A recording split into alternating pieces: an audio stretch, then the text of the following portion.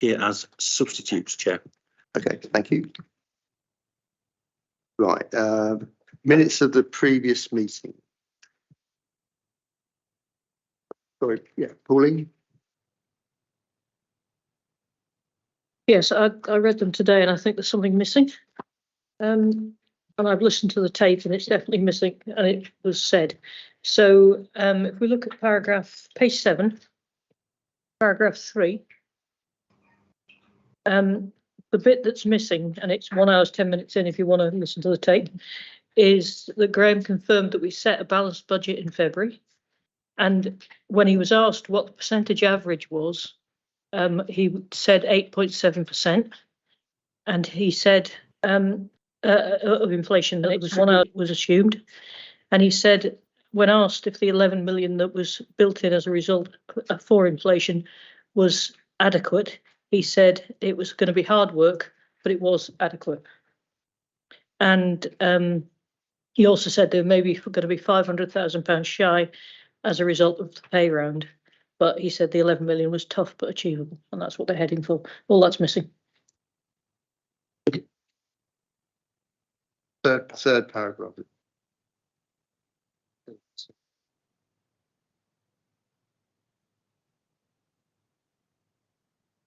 Yeah, I just say that the minutes are not verbatim, but if members wish those words or something similar to go in, then it's up to the committee to say yes to that. Well, it was what was said at the meeting, and I think it's material. I mean, I'm happy with that, but do we want to put that to a vote as a committee? Andy? I'd like Neil to check exactly what was said.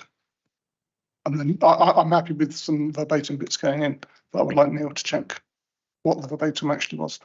Yeah, I did check on the tape, Andy, and what was said was actually what was said, but I'm happy for Neil to check as well. As I said, 1 hour, 10 minute in, it'll save you listening to a lot of stuff you don't need to. Chris? Yeah, I'd agree with Andy. Yes, there should be, if something's been omitted, it should be put back in, but it should come from the officers doing the assessment of the recalling.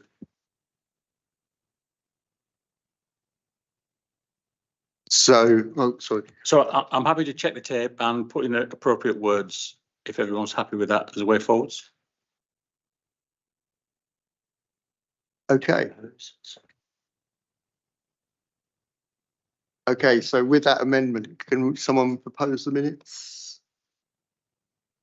Who second them? Pauline? All those in favour? Okay, anyone against? Good.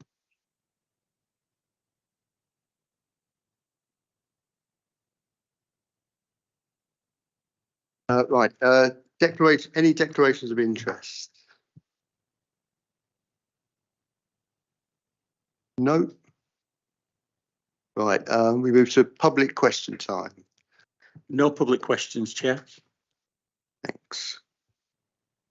So we move to member question time. Oh, sorry. Yeah, very, very quickly. I'm not sure about this one, but one of the items on the agenda is the task and finish group from 2020, which I chaired. So that's it. And that's all I wanted to say.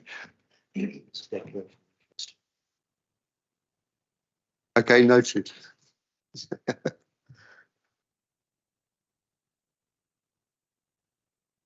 Right, move to members' questions, and we have a question from Councillor Gary Cowan. Good evening. As the Overview and Scrutiny Management Committee is responsible for coordinating the Council's arrangements for holding the Executive to account, which includes undertaking policy development and reviewing performance monitoring and external scrutiny. Apparently the Council's accounts have not been signed off, I believe, now for 2 years. My question is, does the Overview and Scrutiny Management Committee consider that the Borough Council's Audit Committee is a good enough safeguard for the Borough's Council's finances? Thank you. Okay, thank you for your question, Gary. Okay. Right. In short, my answer is yes. And let me explain why. The Audit Committee is a subcommittee of Council with its members appointed by council each year. The audit committee works assiduously to ensure its remit and processes reflect best practice. Earlier this year, the committee undertook a review against the latest 2022 SIPFA guidance, which showed good levels of compliance, but also identified further areas where practices could be improved. One of these was to update the terms of reference for the committee, which were brought to full council in March 2023. Full council also receives a comprehensive annual report from the audit committee, which offers the opportunity for any member to raise concerns. I note that this year's annual report was considered at the March 2023 meeting of full council, at which you were present. You will have noted that the annual report covered the issue of the council's accounts and the reasons for the delay in sign-off. However, I'm pleased to note that the council's statement of accounts for 2020-21 were signed off in July 2023, and work is proceeding on the 2021-22 accounts. If you read the minutes of the audit committee, you will see that at each meeting the committee, members are appraised of the latest position, including the opportunity to seek assurances from officers and our external auditors. The current delays in the signing off of accounts are in the main beyond Wokium's control and are problems being experienced nationally. To give context, the National Audit Office published a report earlier this year and found that just 12% of 2021-22 local authority audits were completed at that time, as well as national matters such as the recent technical issues around infrastructure, which required our accounting body to work up clarifications to the accounting code locally. While our own accounts were complete, we had not been able to close 2021 until the pensions body accounts had been audited. The Royal Borough of Windsor and Maidenhead are the administrating body for the fund, and these delays affected all Berkshire authorities, which, as stated previously, is now resolved for that year. Work on the 2021-22 accounts continues in tandem with our external auditors, and progress will be reported to the committee, to the audit committee, in the same way as previous year's accounts. So, have you a supplementary question then, Gary? Yes, I have actually. As the number of councils going bankrupt has increased, the Local Government Association and the Chartered Institute of Public Financial Accounting have raised serious concerns on the management of councils' finances. Now, this is not over and above the normal routines we carry out. They point out that not enough attention is paid to the complexity of commercial plans along with risks around them. They also add that the skills and professional capabilities of officers must, and I emphasize, must also include the skills of elected members. So members must be engaged and financially literate to understand all aspects of the issues that come before them. And how can that be achieved when, if elected members challenge decisions, they can be denied requested information? One example I'll quote is Totally Dementia Care Home, which has been cancelled, may be an example where to date the council has spent 1.14 million in costs. Now, this money may or may not be recovered as the project is now cancelled. The Overview and Scrutiny Management Committee must have a view on the apparent cultural secrecy written in the Constitution, which allows quite large financial decision making to be made without consultation. I mean, for example, write-offs up to £25,000 can be done by particular officers. Environments can be £150,000 to £300,000, depending on the officer involved. And the list for all of these odd, obscure bits of numbers is quite endless. I mean, with the constitution written in a manner that encourages secrecy in finance, my question is, besides the 1.14 million spent to date on Towtley, what other sums of money has the council paid out that all the members have not been made aware of today? Thank you. Okay, well, thank you very much for that question, Gary. That's very technical, and I think I will have to give you a written answer to that. That's very welcome. Thank you. Thank you.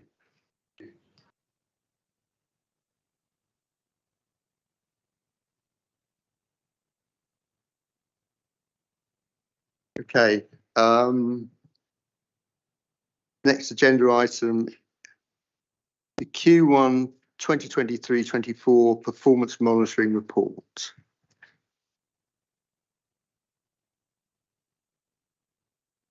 All right, and Louise is here to present this.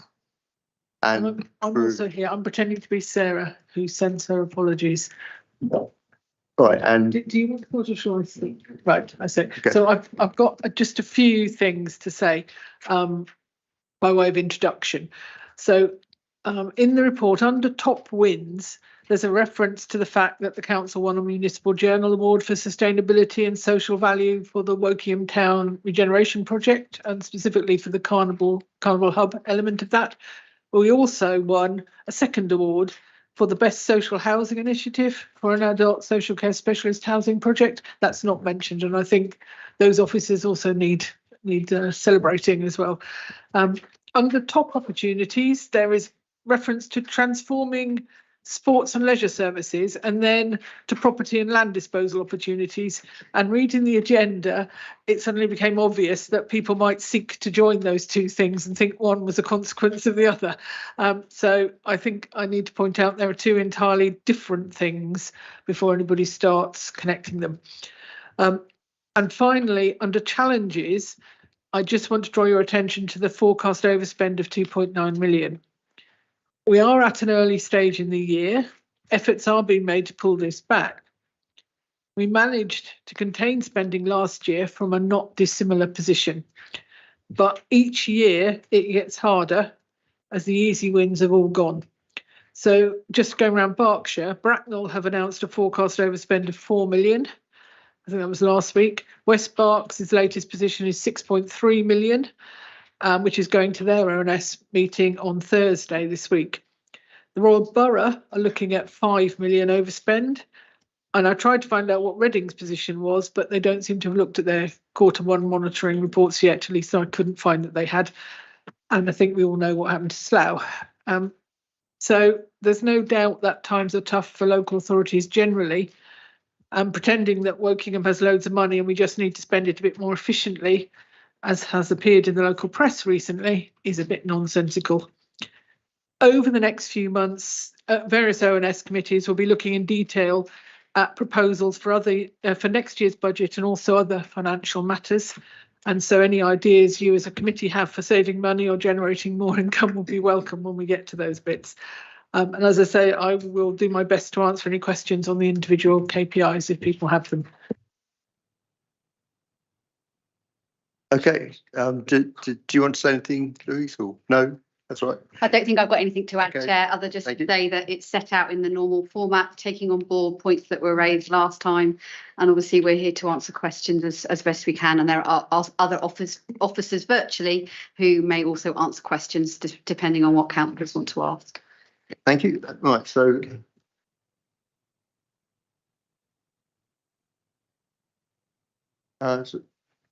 so starting with Andrew. Yep. I think I did get in first. Thank you very much for your report. One of the matters which I'd like this committee to turn its mind to this evening, I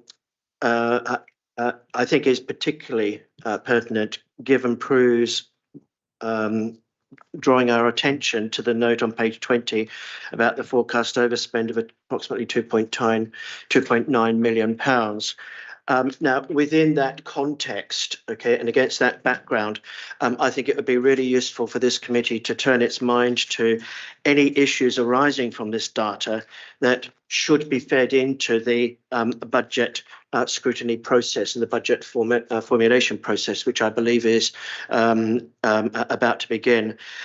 In other words, are there any matters that need addressing that come out of these figures, that will have a resource budget requirement? And I see Louise is here, for example, tonight.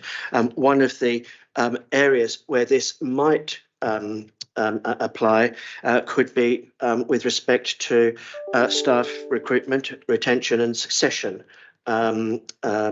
matters. And I'd be very interested for any comments at all about that as a specific apt example. I think it's really, really important, that we do think very carefully what this data is showing us that may have implications going forward into the formulation of the next budget. Thank you.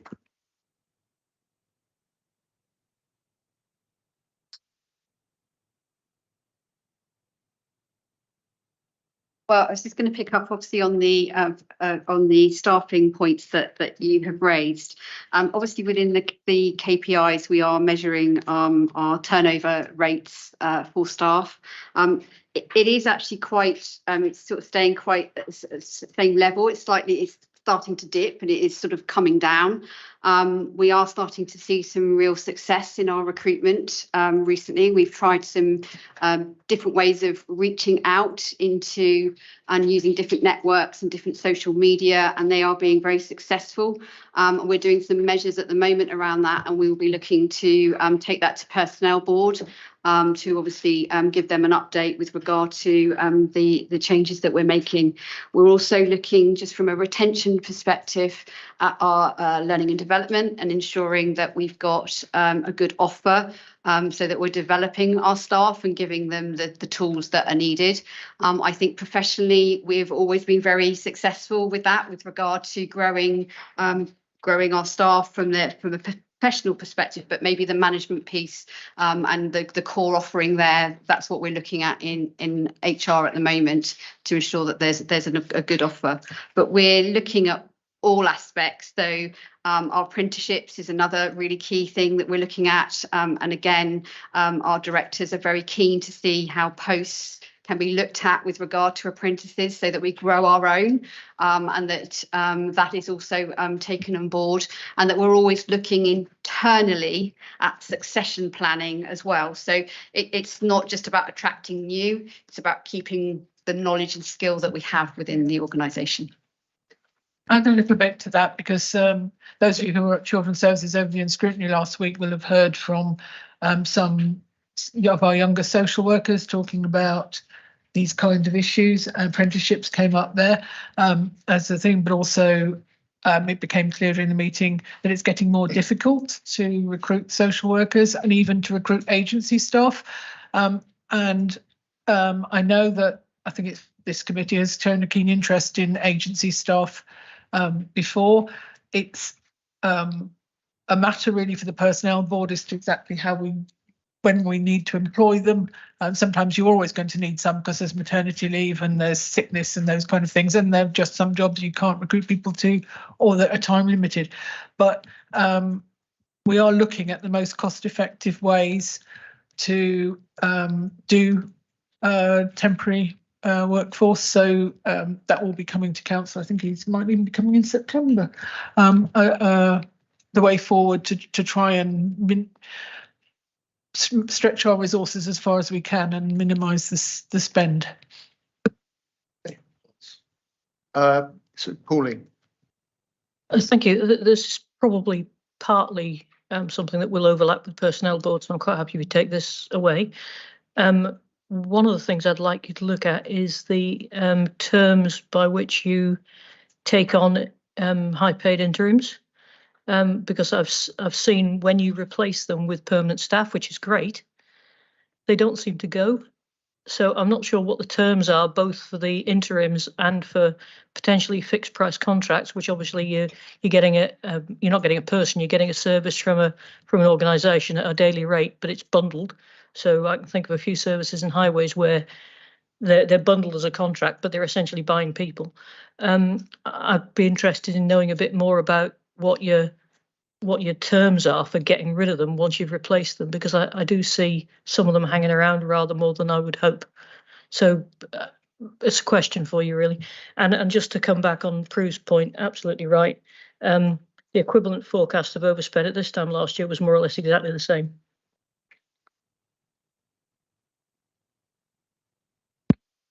I don't think either of us are entirely clear on which ones have hung around. I'm aware of one who was an AD, just Simon Dale, who then he did hang around for a bit to do something else, housing, which was, and he's gone now. But who else did you mean? Because I don't think we can discuss people at this meeting when it's not part two. Well, I think I'll tell us afterwards which ones you're worried about, or bring it up with the personnel board, because it's not coming to mind. It's coming to my mind, and yeah, councillors, yeah, I'm very happy to, obviously, if we catch up, and I will make sure that is reported back to personnel board. No problem at all. Okay, Norman? There were just a couple of areas that I wanted to cover. I mean, the first one was on the return on the investment portfolio, RA7, page 25. It's really just a comment. You know, you're saying concentrate on the things that could make a difference in the budget. And clearly what we do with the properties that we've invested in is quite important, and the returns that we can get on those properties. So that would be an area certainly to have a good look at through the scrutiny process and the budget sort of round. It's just a comment really rather than a question. The second one was on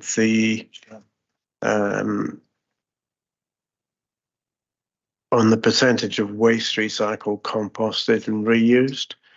I just wondered, we've got quite a bit of data there, but not quite enough to work out exactly what's happening with the tonnages and rates as far as the blue bag waste, the recycling, dry recycling and food waste, and the garden waste. I think we can work out the garden waste from the figures that have been given.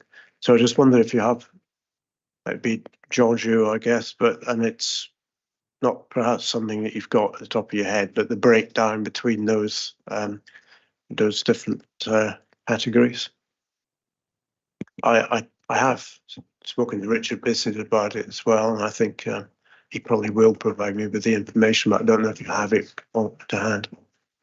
I don't have that detailed information, Norma, but yeah, so there's probably two relevant indicators, one being, if I can find it now, PG6, which is the percentage of waste recycled, and then the total waste as well, which is PG8. So it could be an interesting trend in that total waste has gone up, but then at the same time, the amount of recycled waste has gone up as well. And we all know we've had a very wet summer as well, so garden waste has gone up. So yeah, this is where the figures need to be kind of drilled down to the next level to understand the issue. So bad news in terms of total tonnage, good news in terms of recycling, but of course that needs to be seen in that context. Our recycling rates are good compared to the target, 57.9. One hopes that the changes next year will push that target up beyond potentially another 10% in terms of what was indicated in terms of alternative weekly collections. But we can get further detailed information normally for you on that through Richard. Just on that also, it'd be interesting to see what ideas there are for increasing the range of materials that we recycle, because I think we've done well on that over the last few years, but we could do with expanding again what we offer, I think. Sure, we certainly can do that. Of course, we are in a position where we're waiting for national government advice in terms of the waste strategy, which when it was first published indicated that there would be a regime across the country which would be similar in terms of doorstep collection. But we're always keen to explore what else we can do when it means upping our recycling rate, absolutely, and reducing our landfill. Thank you. Okay, can we just just remind everyone that the children's services KPIs are going to be reviewed at the children's services ONS, and the adult services will be reviewed at the HOSC. So we don't really need to go into those here. So now, Pauline.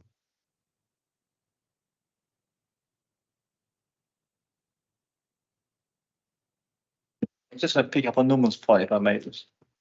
Shall I go ahead? Sorry. It was page 21. It was about the regen projects completion on time to budget, which is looking at Amber. I've got a specific question about the flats in the Carnival regen, which I thought were meant to be open for move-in in September, and I'm not sure they're ready yet. So I'm concerned about, as following on from what Norman said, I'm concerned about voids where things are going back. I'm concerned about what percentage of the property that we say is let is actually let for money, as opposed to being occupied by people who only pay business rates. I mean, I'm not saying that's wrong. It's better than it being empty, but this data doesn't really seem to differentiate between those. So I think that's my two questions on that. I can answer the first one, and then I stop. I'm not sure I understood the second one, so I'll come back to that one. The first one is about the flats that are next to Carnival Pool. Yes, so the contractor went bust and had to be replaced, and I think it's all taken a bit longer to appoint a new contractor and get going again and do all the work. So I don't know what the most recent date is for occupation, but obviously it's not the date that was originally in the regeneration plan, because nobody had allowed for the contractor going bust, but that happened last year, I think. So it's just one of those things that people had to contend with, and they're picking up the pieces and appoint. It's taken a while to appoint somebody. Yeah, I mean, maybe that's a symptom of the current market. I remember when we were the other way around, you were giving us merry hell when one of our contractors went bust on Peach Place, and we didn't respond and replace them within a week. So it's maybe a feature of the different market. So can you remind me what the other question was? Yeah, the other question was about, you've got a percentage let percentage, or percentage occupancy, which looks good, but it was 96.1% occupancy on WBC owned regen units, yes, on RA4. And I wanted to know, is that all rent bearing, or is some of it? I mean, I understand that when you put new tenants in, they get a rent-free period, so I'm not bothered about those. But are any of them non-rent bearing? Not as far as I know.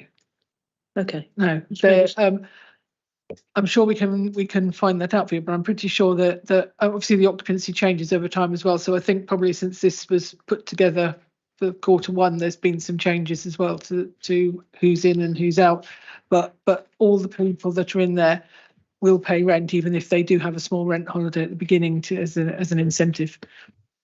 Okay. Okay, David. Yeah, Chair, thank you. I was actually trying to follow on from Norman's point. I do apologize for dragging us all back to it. It's a general comment about how we present data. I refer to page 15, PG10, where we're back to talking about the total amount of household waste. And the first line in that paragraph says there's been a 3% increase in the total household waste, which includes landfill recycling and food. That's fairly black and white. We then start the next paragraph by saying this is primarily due to the increase in recycling tonnages. I'm not sure that's entirely clearly accurate. If total waste has gone up, of which recycling waste is part, then we can't actually say for certain that we're recycling more. We may, as you said, George, the driver that may well be we've got more green waste, and therefore waste that can be recycled has gone up. But when I first read that paragraph, in fact, I read it 2 or 3 times and checked the data, it implies that we're improving our recycling rate, which we may or may not be. You can't draw it from that comment. It's just we've actually had an increase of waste, most of which can be recycled. And my broader point is, I think we just be clear about that when making these summary statements, because it makes it easier to go through the reports rather than to double check stats all the way through. So I think you're referring to the headlines. I think if I've got the right page numbers, that was which are page 15, PG10. Yeah, which picks out the the reds essentially in terms of the RAG rating. But I understand the point. Just to clarify, on page 30, you've got page 30, 2, you've got, well, the 32 PG6, just to confirm the percentage of waste recycled, composted and reused has increased. So, but I get the point that that's kind of mixing PG8 and using data from PG6 to come to that conclusion. So I understand the point, but just to confirm, recycling rates has increased as recorded at PG6. Chris, next. Thank you. Just refer you to page 45, CEX9. Proportion of Woking and resident pupils eligible for free school meals in Woking Borough schools, an actual percentage of 8.8 with a target of 9%. And if I look at the narrative on the other side of the page, the gauge the total number of pupils that are eligible, there are other factors that are being used, probably things like how many people on housing benefit that have got children, etc. Whatever those methods are, there is an assumption of a certain number of pupils in the school curriculum that are eligible for free school meals, but that doesn't really reflect properly in this reflection, say for 8.8 and 9%. What we're looking for there is we want to have looking for a total of 100% eligible children and work backwards from there for your KPI target, because 9% of total pupils doesn't give us an indication of how many pupils are entitled. There is a gap in that data.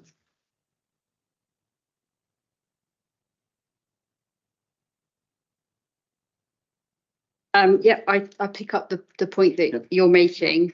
I think the best thing for me to do is to go back and just have a look at this with regard to the point that you've raised, and just look at what else we can do just to give a bit more clarity on the meaning around that. I'm understanding the point though, because what you're trying to do is, if you want to know is, out of those eligible, how many are we actually reaching? I'd love to see 100% eligible getting their free meals. Yeah, I don't see that reflected. Yeah. I think I share that ambition. The problem is I don't think we're ever going to know exactly who is entitled, because we don't know the incomes of everybody in the borough, and therefore we don't know until somebody applies. We don't know whether their income is too high or too low to be eligible. So it's a bit complicated, but certainly in this case, while you'd think that a higher figure is worse, actually it's better in that we are making sure that people get the help that they need when they're in a tight financial spot. So I appreciate the point Chris is making. I'm not sure we can do that, because I'm not sure we have all the, you might know better than me. Chair, just to sort of say, because I think the point as well is it's not just about free school meals. There's a combination of options. So we've got the household support grant as well. So sometimes people will go for that rather than free school meals. But I will absolutely take the point away and see if we can get a little bit more clarity for you on the numbers. I'm not going to say that I know that's a definite that we can do it, but I will absolutely take the point and come back to the committee with that. Thank you for that. So I base the comments on the statement in here that there is and I've just read it twice and I can't see it again. The rating there is last numbers increases. So based on that, it says on there known to be eligible based on other data sources. So there's a statement there that there are known to be eligible numbers, and that's what I'm asking for. It's just, I'm not saying we need to go and do a deep dive and go and knock on every door, but just to qualify that statement. Okay, Andy. Thank you. PG6, it has the target of, I think, I haven't got it in front of me now, 52%, 56%, whatever it is, on its waste, the waste recycling target. We may have touched on this in the past in this committee, but I can't remember if we have. In the borough's constitution and in the climate emergency action plan, it says that the waste recycling target is either 70 or 75%. So the target that we've got here is very different from our overall target, and I'm just wondering about that difference. Yeah, thank you, Chair. 70% is the target. I'm pretty certain is in the and certainly we're striving. That's very much an ambition. Absolutely, the climate change action plan should have stretched targets. Yeah, you're right. You've got 57.9 achievement on the previous results. Mentioned earlier on, in terms of, and I appreciate it's a challenging issue for us as a council and for residents, but the advantages that come with next year's alternative weekly collection, in terms of the opportunity that gives us, it's potentially around 10% increase on our recycling targets. So, again, it's not, you'll do the maths, it's not 70, but that would be a big step towards that. And our work really now needs to be making sure that residents have the communications that they need, are clear about what the ask is before and during the process of rolling out that process at the end of next summer, early autumn next year. So that will help us significantly towards that 70%. Thank you. It's not so much where we are, it is why are we showing two different targets, one which is in the Constitution and in the CAP, which we all hope we're going to get. But the other one is popping up in this report. Even if we'd had even if the 70% target was reflected and we were showing 57% achievement, and that was up, that's still, to me, a green because it's getting better. And providing we're moving up, that's fine. But to show, I mean, it looks like we're doing way better than we want to do. And I don't think we are. And again, I take all of your points about the changes, absolutely accept those, no problem with those at all. It's just the presentation of where we are with where we want to be. I could be wrong, Andy. I think the target of 70% is for 2030, but I could be correct. So the current target step changes towards the target of 70% in 2030. I need to double check that, but that may help to answer your question, which is why there's a difference now between what we're measuring against and what we'd like to be in 2030. I'll check that as well. Thank you very much. Alison?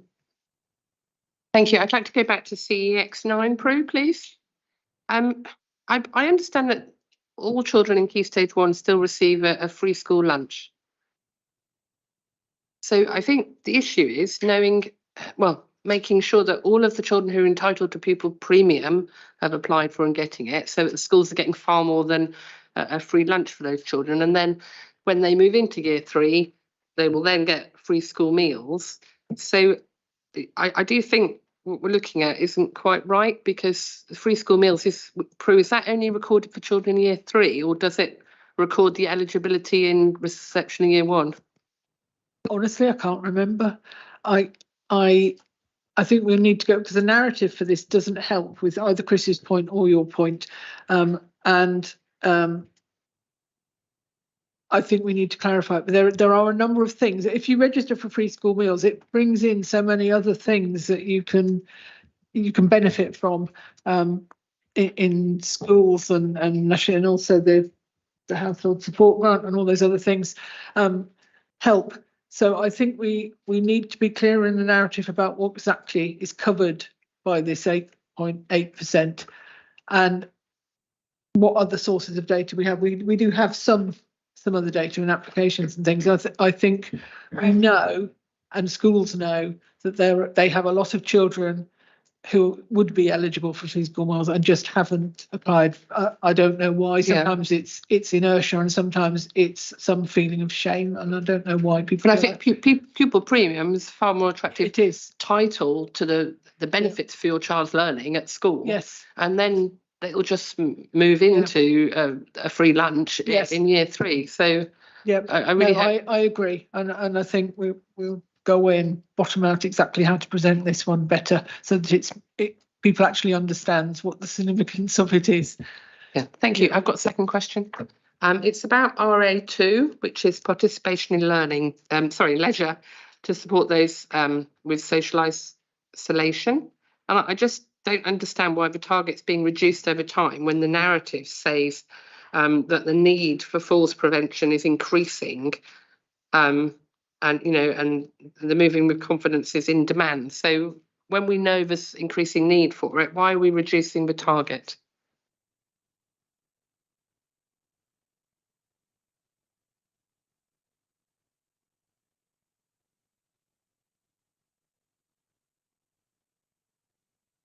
On page 22.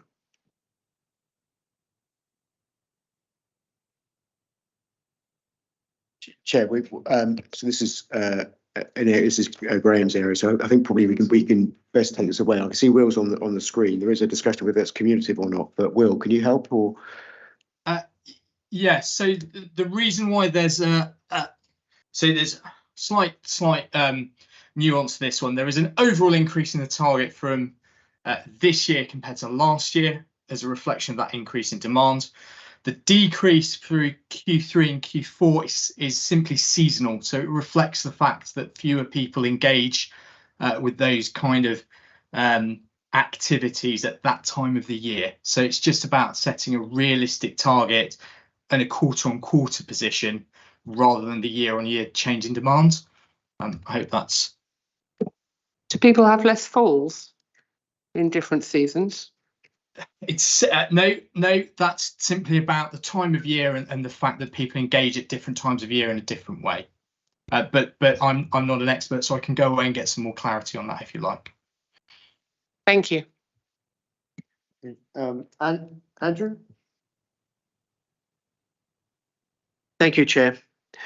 I'd just like to make two observations about the report, and the first pertains to a reference on page 16 to changes in the adult social care pathway that are expected to improve performance. Now, I'm not asking that we review that KPI at the moment, but I'm giving that as an example, okay, of where it could be very useful whenever there are known changes to policies and procedure that could impact either positively in this instance or negatively on data going forward. I found that the narrative that was provided in that instance was very, very helpful, indeed. So I think it would be really useful, if we could draw to the attention of the executive member and the directors, the relevant directors, how useful that information could be. And the second comment, I've seen your hand up. Okay, the second comment is also about the presentation of data. One of the things which I think does concern all of us, is where there appear to be KPIs that have been consistently or very regularly read. And whilst the graphs that are presented, in the agenda pack can help us to identify this, they don't, in my view, extend further back, far enough back in time in order for us to pick up, any longer term, issues. So I'm just wondering, whether in those cases where there are KPIs that have been regularly or consistently read, whether there could be a way of explicitly identifying this in the narratives, including, really importantly, contributing factors and actions taken, and where there may have been any actions taken, what impacts might already, be apparent. So it's their two sort of presentational issues, as it were. Thank you very much. Pauline, and then. Pauline. Thank you. Just one other point on PG10 before we leave PG10. Just following on from the points that have been made, it says there's been a 3% increase in total household waste. I wondered what the increase in total households are, because that might make quite a different view of the statistic, depending on whether that's more or less than 3. Yeah, I mean, we can take, clearly it's, the more households you have, the more waste they're producing, the higher the waste. So we can take that away. And the more money you've got, because they pay for it, yeah. Absolutely. We can take that away and have a look at that relationship, essentially, yeah. And then the second question I've got is on CEX6. I don't know if we've got there yet or not. Page 44.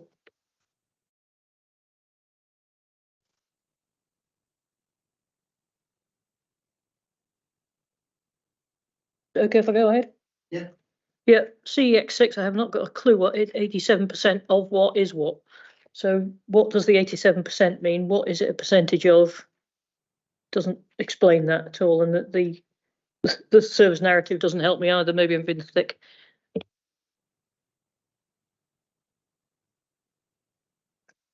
Oh, right. Okay. We've got Sally online.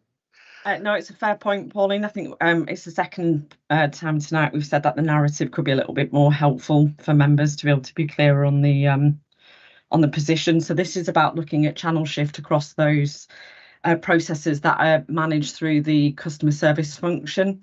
So in particular, it'll be areas like waste. So the percentage is looking at satisfaction rates, and good take up of those services based on looking at the contact that comes through the phone line. So we're looking at both aspects. So for example, our waste service has really good online digital journeys and digital take up, but I agree we could be clearer in the narrative about that breakdown.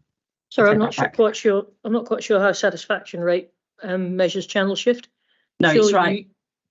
Sorry, you'd have the amount using the old version versus the amount using the new version. Correct. And yeah. I don't understand why that percentage is anything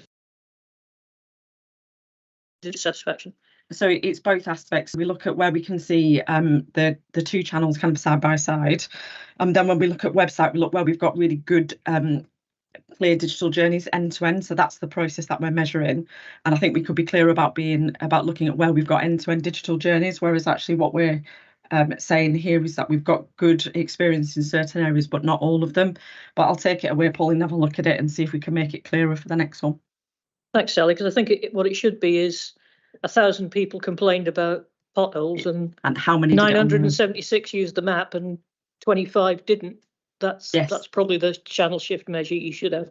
Yeah, and I don't think I explained it very well, but that's the approach where we're looking at both channels, both the people who report it on a traditional method through telephony, but also those who actually report it through the digital journey. But I'm happy to take that away. Thank you. No worries. Okay, thanks. Caroline. Thank you. I've gone on to page 34, PG9, all about crime. The increase in crime, I thought it's quite alarming how it's gone up, especially seeing as underreporting quite significantly. Is this a national trend? Nationally, they're talking about a lot of crimes. I just wonder if this is. Thank you. Yeah, thank you, Shay. So yeah, I think there are some national trends emerging here, particularly when you look at the main reason for the increase in crime in terms of, for example, shoplifting, bike theft, and so on. So perhaps lower level crime that is perhaps linked to cost of living crisis and those kind of issues. So I don't think we are an outlier when it comes to this data, this issue, but it's still hugely concerning for us in terms of any increase in crime at any level, even small scale crime. And you'll see from the commentary the actions that we're taking with others to try and mitigate those actions. And this is a classic, I think, performance indicator, which the council doesn't necessarily control, if you like. It doesn't have this, but it works very much in partnership with others, whether that's the police or our community, our sector in terms of the community sector, to help on this agenda, which is quite complex, I think, when you start to think about what's influencing this data.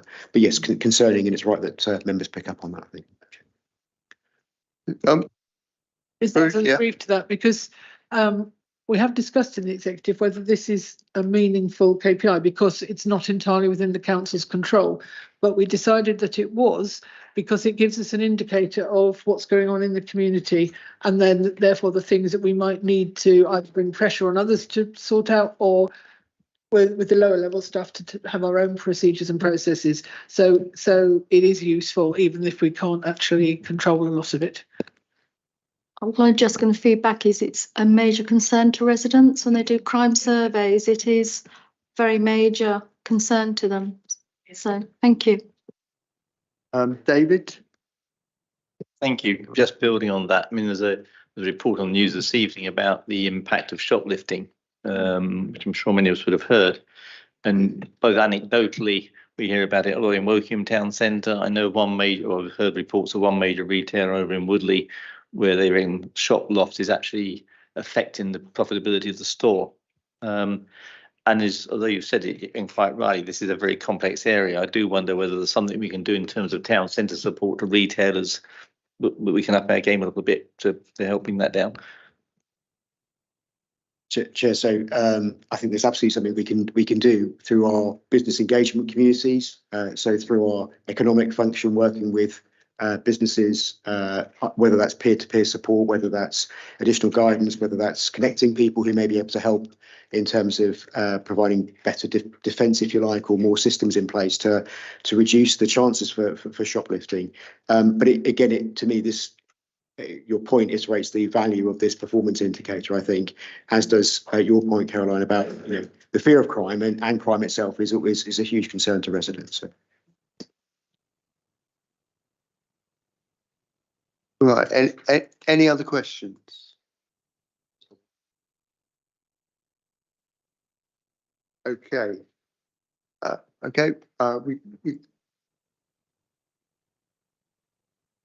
Okay, sorry, yes, we go to the recommendations for this agenda item. I can find it.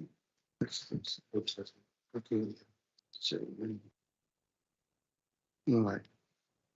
Which is to note the performance of the KPIs relevant to this committee, and also to thank the officers and executive members for their time this evening. So sorry, yeah. So can I propose that we note this? Andrew's proposing. Anyone a second? Chris a second. Right. So we have a vote in favour of noting these KPIs. Okay, thanks very much.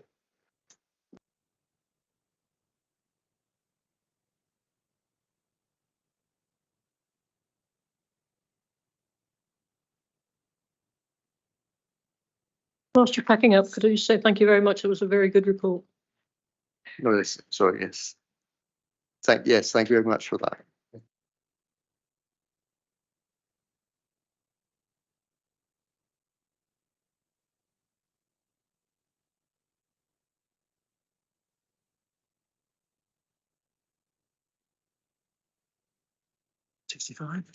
$65. So George might want to say some words then as a.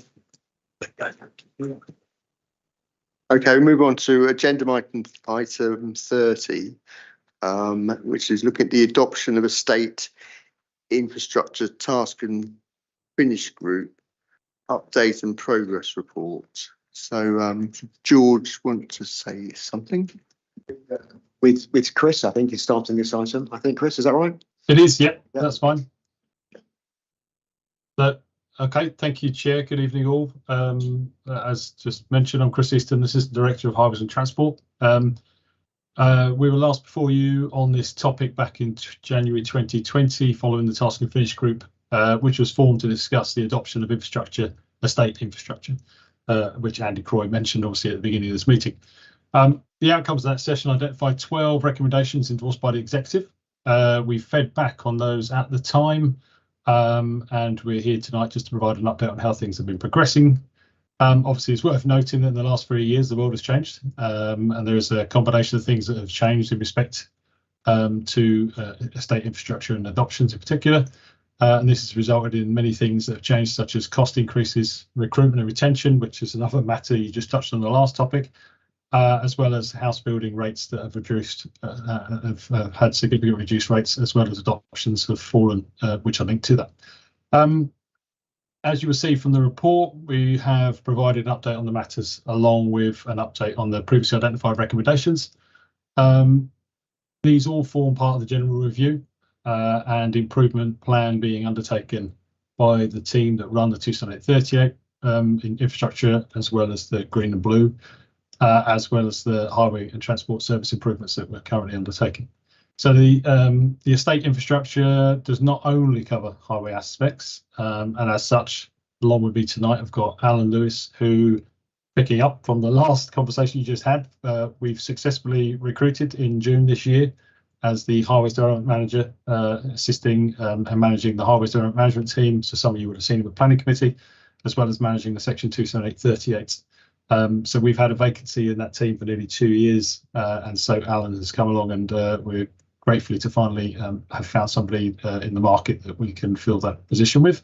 And we've also got Andy Glencross, who's on the screen also, because the estates infrastructure does also cover topics such as blue-green infrastructure, open space and SANG adoptions. And obviously, I'm sure many of you know Andy for past work and involvement in the council. So that's broadly a quick update on where we are. So happy to discuss this with you and answer any questions that you've got on the report that I hope you all had the opportunity to review. Right, yeah, thank you, yeah. Well, I'll go straight to Andy, I think. Thank you. Hi, Chris. Hi, Andy. Okay, so I'll just go through your update. So looking at updates on page 73, and you say that the council has added frequently asked questions, which was one of the things I think we wanted or we'd asked for. Yep. And if one follows the link to the facts, those facts are in the developers section of the website. So they sort of half appear for developers. They don't really appear as though they're directed at new residents, although some of the information within them is actually very, very useful for residents. And this is probably my second point in these. I'm wondering if perhaps, I mean, technically I think very easy to understand that it was good, but I'm wondering from a new resident point of view, whether they could perhaps be redone to address the facts in the order that a resident would be, a resident of a new estate would be looking at them. Yes. Because so that just to carry on with that one, and whether that fact should also be that the highways fact was really good, but I'm wondering whether about it could be broadened to be more of a fact about, and I hate to say the word, the perils of moving on to a brand new development. You know, if Thames Water haven't adopted the sewer, then we're not going to do it either. And if we're not going to do it, then your management fees are going to need to be looked at. There is a new, I'll just finish off on this bit. There is a new developments part of the main website, but it's mostly seems like an adjunct to what the developers are saying. This development is going to be great. It's not really aimed at the questions that we would like new residents to be asking, so that they can make some better choices and better decisions, or even just have the eyes opened a little bit. Yeah, that sounds all. I have no problem with that. We'll take that feedback on board. And you are right. There's a lot. There's a piece here we have been talking about. You know, Alan's come to us with some knowledge, which is great, and it's nice to have somebody back in that seat able to run that for us. So you know, I've tasked him with a number of things, and some of this stuff we have been having a conversation about, because developers in particular, and at this moment in time, people are buying houses, and when they purchase a house on a site, some people, we're very surprised. So there is a piece here that we need to do. It's not particularly for the council to put that comms out there, because we're not developing on behalf, we're not supporting this part of developers, but we do need to find a way of getting the information across that when these residents are purchasing these properties, who obviously are residents, we need to help them be understanding that they are purchasing a property using a conveyancing solicitor, and they need to be aware, and even their mortgage providers need to be aware that these sites sometimes are not adopted, and that needs to be clear to the residents from the outset. It's a hard one to kind of get across, because we can't sit there and hold everybody's hands through this process. There's obviously thousands of homes that have been sold, but it's trying to get the right bit of information across, because there's definitely many different types of developers. We've got some good ones, we've got some bad ones, and they all seem to have a different story to tell, as does each of the residents as well. Thank you. I appreciate the point about we can't hold everybody's hands, but I think this is one of the things that, as a task and finish group, we wanted, and that was that there needed to be a central point that was independent of the developers, that people could start off looking at. So actually, I do need to think about this if they wanted to. I mean, I look at it. It's almost like buying a kebab, isn't it? Obviously, it's up to the kebab van owner to sell you a good kebab, you know. But you're not going to rely on the kebab van over to make sure the hygiene certificate is working, you know. And we are that authoritative body that can point people in the direction of the right kebab van, you know, rather rather than just letting the kebab seller do whatever they want. But I've probably developed that idea a little bit too far. But you know, we need to. I think we need to show that we're on the side of residents or potential residents, because this isn't like buying a house in a street. This is thousands, tens of thousands of people who are still to move into the borough, who can experience the same sort of pain that people have done over the last 10 years. And all of us as councillors, we've got people who've really suffered on new developments, and half the time it's lack of awareness. You know, I really think there's a piece of work for us there, you know. Yeah, it's something, but as mentioned, I mean, you're probably aware of one or two sites. There's one in Woodley in particular. That's now been 10 years under construction, and it has still not been adopted, and we haven't managed to get the developer into agreement. And we have no powers to force them. You know, if they wish to keep that site private, it will be private. We can't force them to adopt. So there are aspects that sometimes we are completely uncontrolled. We can't control that process until they have entered into that formal agreement with us and signed that document. Until such time it is a private site that we can't control. So we are trying to find ways to improve that. That is probably one of the worst sites we've got in terms of its length of time to get over the line. But it has had a number of issues, which I'm sure many of you are aware that site has had. But yeah, that's probably one of the worst examples we've got, and that's one that we are trying very hard to get over the line to help others residents who some have purchased and sold again. It's had multiple people living on that site in the last 10 years, and the site still isn't adopted. So it would be interesting to understand actually from the conveyancing point and how it gets through, how they do go through so easily from what it would be. Sorry, Al, could I just come back on just on that, and also on the next point about the maps, because I think they're sort of related. So in my ward, I think the development you're talking about isn't my ward, although it is Woodley. But again, in my ward, we have Sutton Close, and in Sutton Close, it's been an absolute disaster where Thames Water won't adopt the sewer, so we won't adopt the road, and the management company is putting the charges on the residents of affordable housing. So not are they doing the old council tax, but they're getting like a collapsing sewer premium as well, and it is absolutely skewering people. But when I look at the map of Woodley or all of the new developments, one thing I can't see is which roads aren't adopted. I can see which roads are adopted, but I can't see any sort of progress reports on the roads which aren't adopted. And I think you're shaking your head, and yeah. I think one of the things we were hoping that would come out of this was better communication for residents, but also for parish councillors and for borough councillors, so that if you look at the map, and let's take Sutton as an example, if you look at that map, it says not adopted, and it gives the reason why not adopted. If you look at bits of Woodley that you're referring to, not adopted, we are at X stage. You know, that's what I was hoping, that's where perhaps the mapping can actually help with the information. Now, when we did the task and finish, I think there were 38. No, how many was it? It was about 20 different Section 38 schemes ongoing, and I'm wondering if the mapping, to me, the mapping should be able to show which roads aren't adopted and why they're not adopted, even if it's on a very, very basic level, because it's very, very difficult for people to find that out. No, you are correct. So in terms of the mapping process, it was something we did speak about before that we were looking to do, and we have developed something to quite a reasonable extent. Unfortunately, again, we're touching on recruitment and retention that was mentioned. The GIS officer that had been working on that with one of the colleagues in the team both left at a similar period of time, and we just haven't had the resource to be able to pick that back up, unfortunately.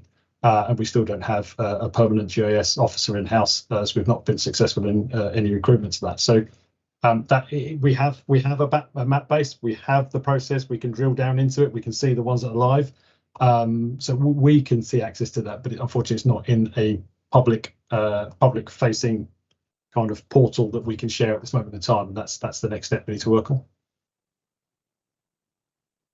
Thank you. That's I'm glad that you started on that, and it's a shame you lost the officers. I'll let somebody have a go. Thanks. Okay, Pauline. Thank you, Al. I completely agree with Andy. I was very interested in recommendation 5.5 because I went looking for the maps of the SDLs, and I can't find them. So it's interesting they're there. I know there's generic maps which show you what's adopted, but there isn't a specific SDL map, as far as I can find anyway, that shows you what's adopted that isn't. And also, whilst I was looking for it, I found on the Working Town Regeneration page, which was updated on the 25th of July, it's got a broken link as well. So there might have been a map, but I suddenly can't get to it. So the Regeneration Company website link doesn't work. So if we can't get a map, how about just a list? How about, this is the SDL. These are the roads that are not adopted, and this is why.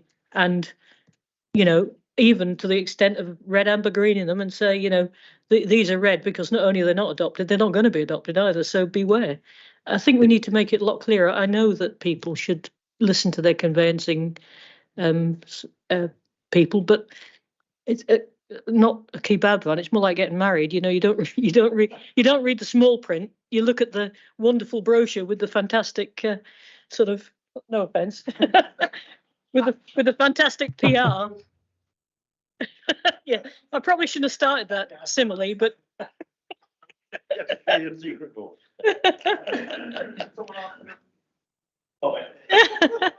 yeah, I was talking for him. But obviously created a glossy brochure. No, I can't go there. So anyways, I think the point is, if you can't do a map, at least do a list and push it at people so that, at the front of the website, it says, if you're moving into Wokingham, please be aware that these estates have got these unadopted roads and these ones are not going to be adopted at the rate we're moving at. I think that would help. I completely agree with you, Andy. Yeah, that's we take that on board, Pauline. Absolutely. I mean, obviously, you were over in Scrutiny last week when we were here talking about some of the highway improvements, and that's part of the website improvements. We've got these discussions with each of the team managers about the data and the information we want to put on there.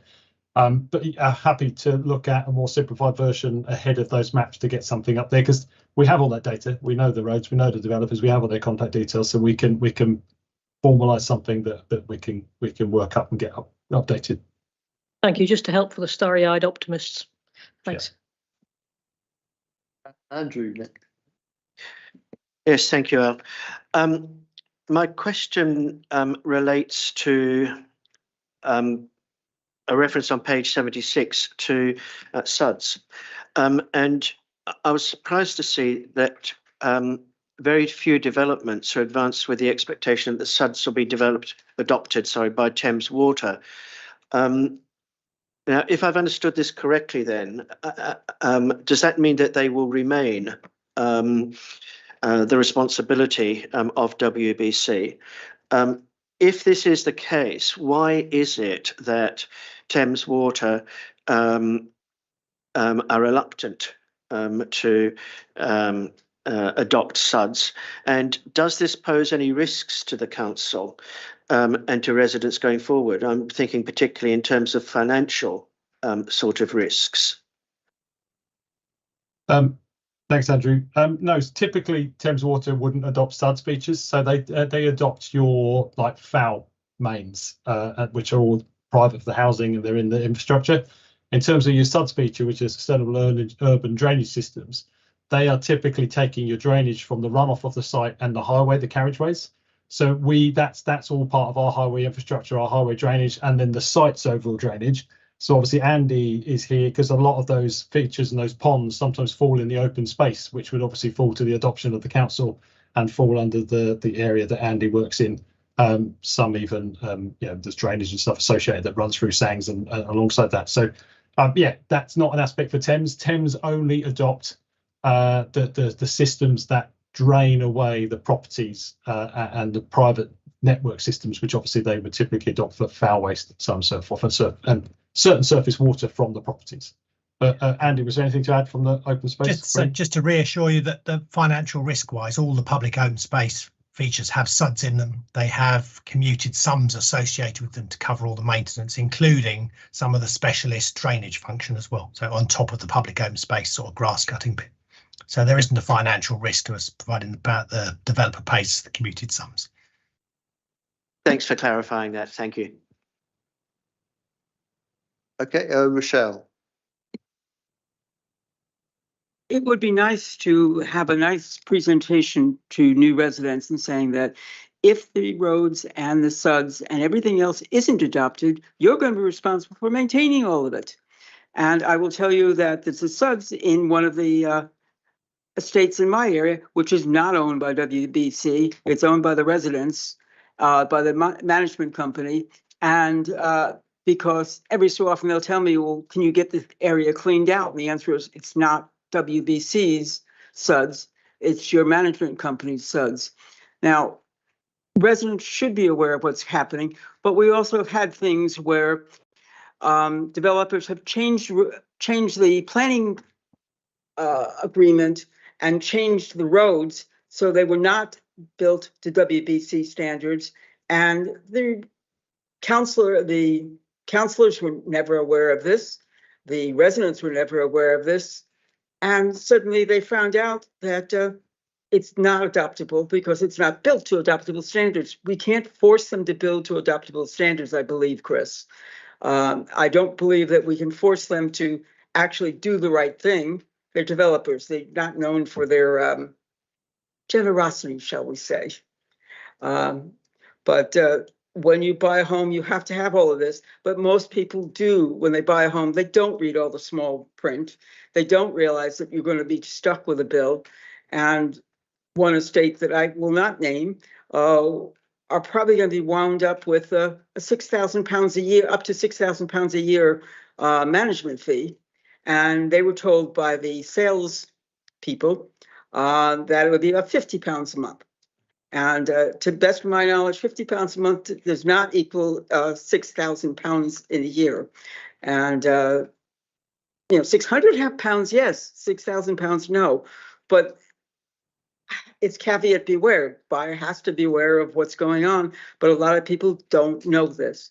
And if you're in an old estate, council owns everything because they were built to the right way. Now the developers are being capitalists, and they are becoming rubber barons almost to the poor residents. I don't know how many estates are and aren't. It would be nice to have a listing of the estates where WBC have all the roads. The ones that WBC has some of the roads and street lamps and other things like this, and the ones that have none. And that way we can hand it out to all the new councillors as well as the residents and say, you're going to have to do this, not that. You know, when they call you up and they call me up and say, oh, well, street lamps out, I'm going to say, well, I can't do anything about it. It's not a WBC road. It's not a WBC street lamp. It's the responsibility of the management company. Go talk to them. And a lot of people have no clue about this. I can tell you that when I bought a house, I didn't buy a house in a new estate, but I wouldn't have been aware of that. And I think most people buying first time around, or even the second or third time around, have no idea they have to ask these questions. Their solicitor should be telling them this, but I don't know what the solicitor is telling them or who their solicitor is. A lot of times they pick solicitors that are suggested by the estate agents or by the developer. And guess who they're going to be helping? The buyer or the people who are paying them extra money along the way to help do these things. I would like to say that everybody is good, they're wonderful, they do all the right things, but in reality, it doesn't happen. What can we do to stop that? That's the problem.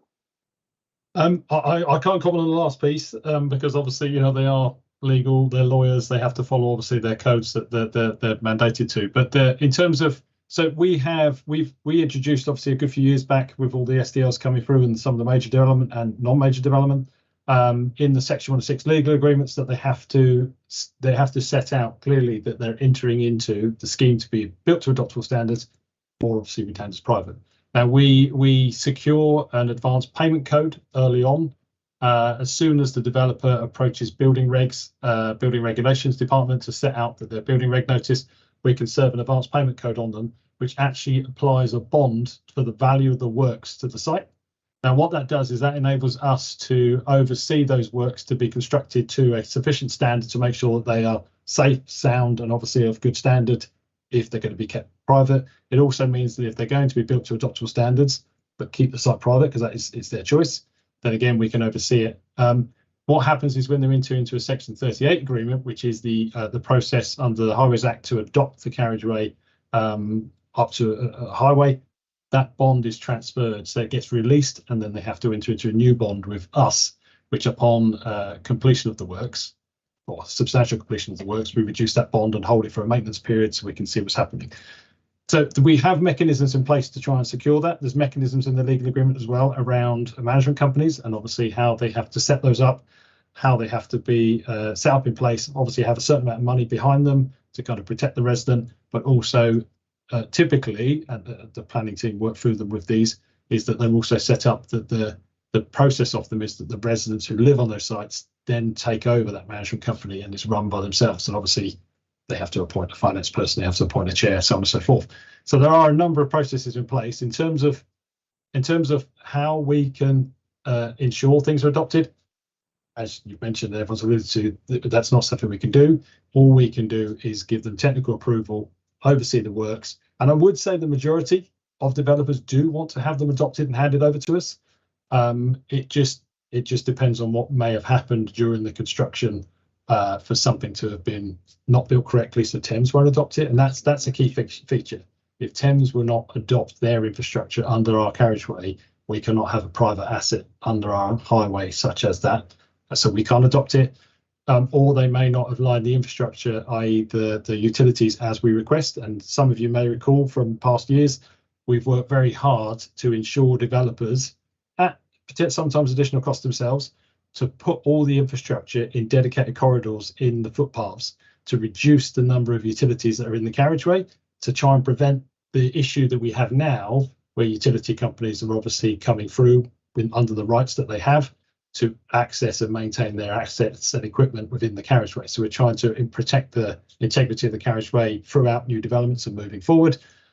So we've got a lot of measures in place to help us protect and build those sites to the correct standard. Unfortunately, some of these development sites, when they get completed and planning applications, they might sell them onto sub-developers and sub-developers and so on and so forth. So some of them end up just with areas that affect other parts that end up, unfortunately, in a situation where we can't always adopt. But 9 times out of 10, we can probably get the developer there and the scheme there. We do have occasions where a developer might go bust, or we do have occasion where even the bondsman has gone bust, unfortunately. But we do have quite a good program in place. And more recently, as we've mentioned, the finances, that has led to some of the developers wanting to progress and enter into a Section 38 agreement. Unfortunately, they perhaps might not be able to afford the bonds because some of their other sites haven't been completed, which obviously they're at a maximum state of having their bonds that we require them to have. And therefore, they're not able to proceed with adoption of a site because they haven't unloaded their bonds elsewhere because they're at their maximum capacity to then enable us to get going. And so obviously sometimes they get on and work ahead without obviously having formal agreements in place. And that's something that we are upping the ante with our planning colleagues to help us to prevent that. It might be useful to give new residents with their first council tax bill a simple statement that WBC was responsible for X, Y, and Z. The management committee is responsible for everything from A to W that wasn't included in this. And do not call your counselor for the fact that you have a dead street lamp or a pothole. It's not our responsibility. It's the management company. And they're also charging a lot, but without saying they're charging a lot of money, at least saying this way they know what's going on when they get there, and they can get a nice lawyer to sue the developer at that point, possibly, rather than waiting to a later date. But anyway, it would at least eliminate the problem that everybody will suddenly think that they are covered and they're not. Okay, we can take that away. Some of that obligation we can put on the developer. We can make them do that for their new owners, put that sometimes on their deeds or whatever that go through, because you've seen some development sites like in Arborfield or in Shinfield, you've got a 900 house development with multiple developers, and the schemes can progress on and be quite different quite quickly. So obviously you might have one owner that moves in during construction, one that moves in by the end, and actually you've got multiple people buying and selling in the middle, or even rented tenants that are moving into properties that have been purchased by a landlord. So we need to have a look. I don't think we can link in with the council tax department, but we can have a look at the best way of getting that information on the website to at least inform members, parish councils, and obviously the residents. Okay, Andy. Yeah, just to clarify, Chris, there is a map of the adopted highway on the website at the moment. It's just we've changed we've got a new website and we've rationalised it, and we probably need to have a look at it as a functional thing, how it faces the public now. We've rationalised it. I'm sure Sally would agree. And it's there, but it is there. It's always been there. It's in the link to the document that's in the website. That's in the tonight. So it's in on which section it's in. Let's just open it. It's actually under the first item. Under the second item. So number 2 recommendation. If you click on searches, you can follow that through, and it will take you to the council's website, which shows you the roads, which, as you mentioned, shows the roads which are adopted in yellow, and you'll be able to see the roads that aren't. But as Andy Croy mentioned earlier, it doesn't show you which ones are to be adopted, though. It just shows you what is adopted, and the others aren't adopted. But yeah, we do have those records. Okay, thanks, Chris. Thank you, Chair. Sorry to actually carry on with the same theme. Page 68, 1.9.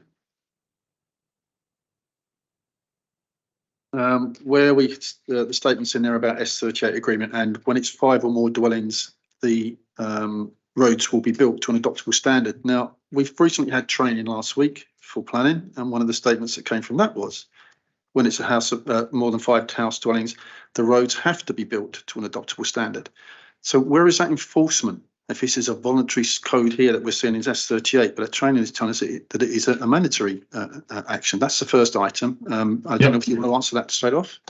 Okay, yeah, can do. Yes, so we do have a standard which sets that, and that's just it. So they typically do build. So most developments out there are built to adoptable standard. They have to follow our requirements, but that doesn't mean we have to adopt it. They may decide to keep it private. There is the odd occasion, so you have some sites, there is one in Shinfield, where the developer, we ended up at an appeal, and the site was not being built in accordance with adoptable standards. One of the main reasons was there was a massive drainage tank underneath the carriageway, which Thames wouldn't even adopt. So on the occasion, so we might get them to build the road to adoptable standards, but if the infrastructure under it, such as this Thames feature, Thames wouldn't adopt, then we can't adopt it. So there are sometimes the anomaly, but in terms of how it's constructed, in terms of its width and so on and so forth, that's what we set out, because under the Private Streetworks Act, the residents in the future, subject to 90% of the frontage owners, so on and so forth, can seek for the road to be adopted. But obviously it would need them, the council doesn't fund it, it would need the owners of that road and those houses, frontage houses, to bring that road up to specification for the council to then consider it for adoption. But yes, the training is right, and that is what we require them to do. Okay, thank you.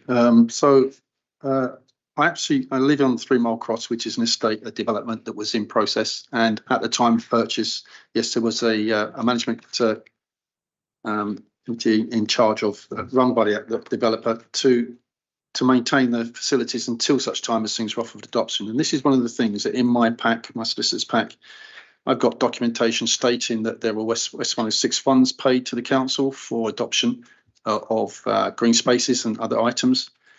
And these were all due for 20-year coverage of maintenance. And the statement that followed that was, once they were offered to the council. Now, if they don't get offered to the council, what happens to S106 funds? That's one interesting fact that I've been inquiring about.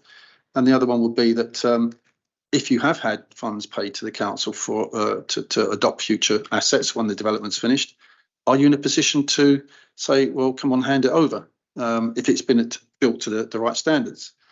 And a side action to that as well is SUDs. Yes, SUDs that are built into an estate like that is not going to be adopted by Thames Water, but it is quite a shock when you get a bill halfway through a particular year saying, oh, you need to pay extra maintenance for the SUDs because we're not qualified to go and dig out the reeds. So there's a lot going on in this development management scheme that has a lot to be desired. And the big one would be that the understanding that, yes, you have a management activity going on while the development is being built, but there is no endpoint. There's no light on the horizon being offered to the residents, and there is absolutely no warning that this could be going on. This is, again, it's about the developers. It's not about what the council does, etc. But if 106 funds have been taken, the expectation is that it is going to be adopted at some stage. Shall I deal with that one, Chris? Yeah, more than feel free. Typically, if they're paying a commuted sum, the trigger for paying that commuted sum will be transfer of the land to the council. So I have had occasionally a developer pay the commuted sum before they transferred that land. That was only because they were trying to avoid the indexation that was coming in the year. But generally, I'd be very surprised to get a commuted sum without the land as well.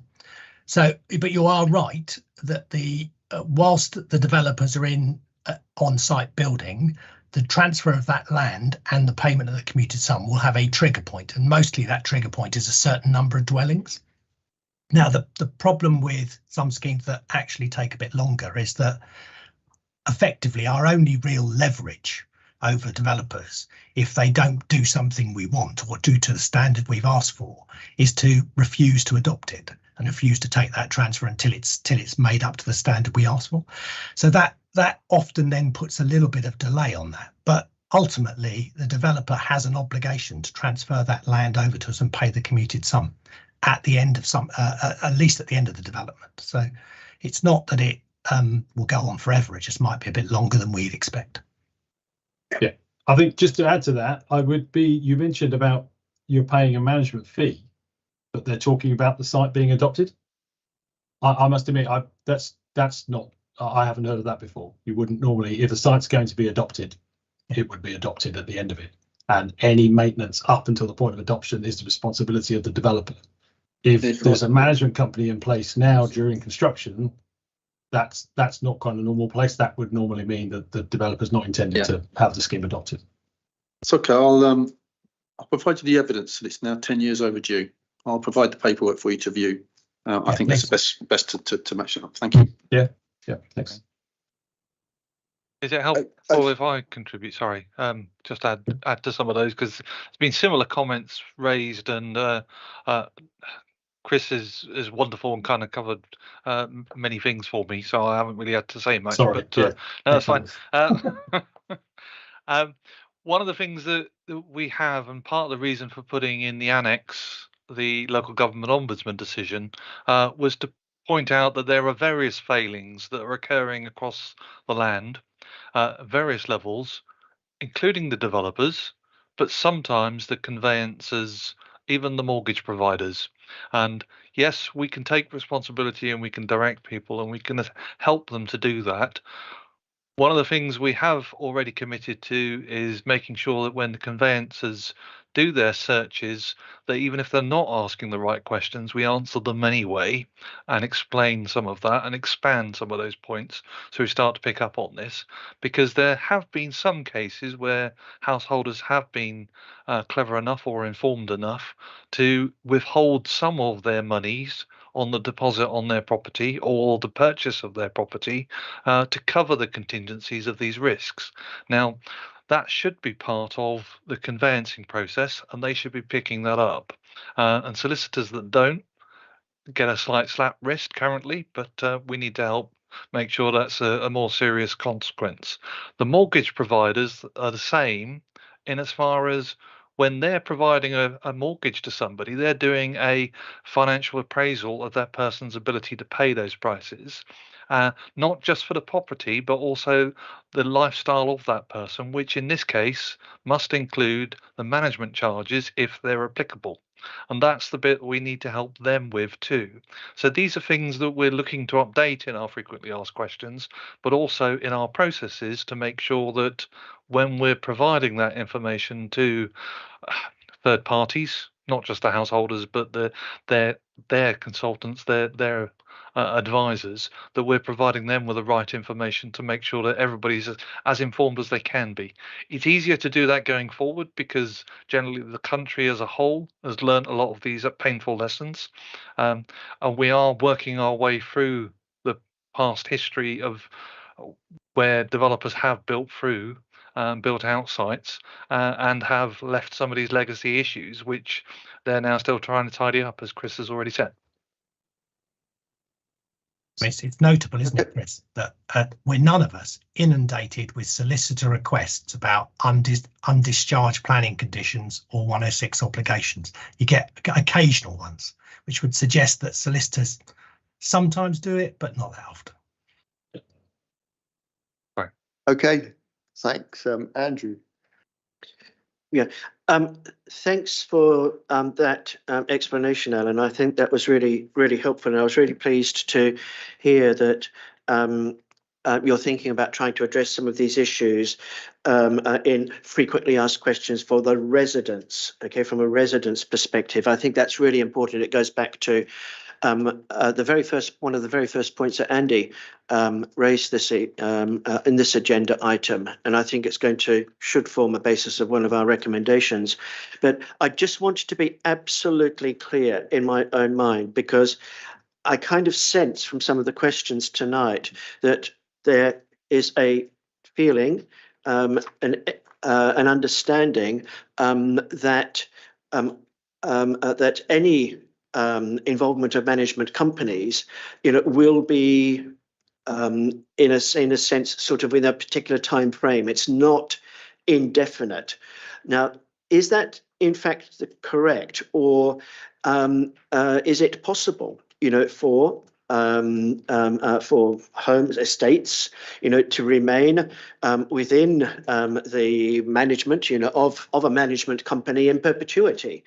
Because I think that's a very different matter. Do you want me to take that one, Chris? In a better way. So ultimately, you're absolutely right. We cannot enforce that developers do not set up a management company. Now, we could have a policy in our local plan or in one of the supporting documents, but if they were to push it at planning appeal, I suspect we wouldn't win all of them. And there are developments right across the borough that have management companies now and will always have management companies covering their public open space and highways. Not necessarily adopted highway, but the private road side of it. Yeah. Thanks. That's all I wanted to clarify. I think just to be clear, that not all management companies are bad. We lived in an estate where the management company were excellent. They weren't expensive. They didn't increase the costs. And they did a very good job of the maintenance. So it depends on the management company and how they managed.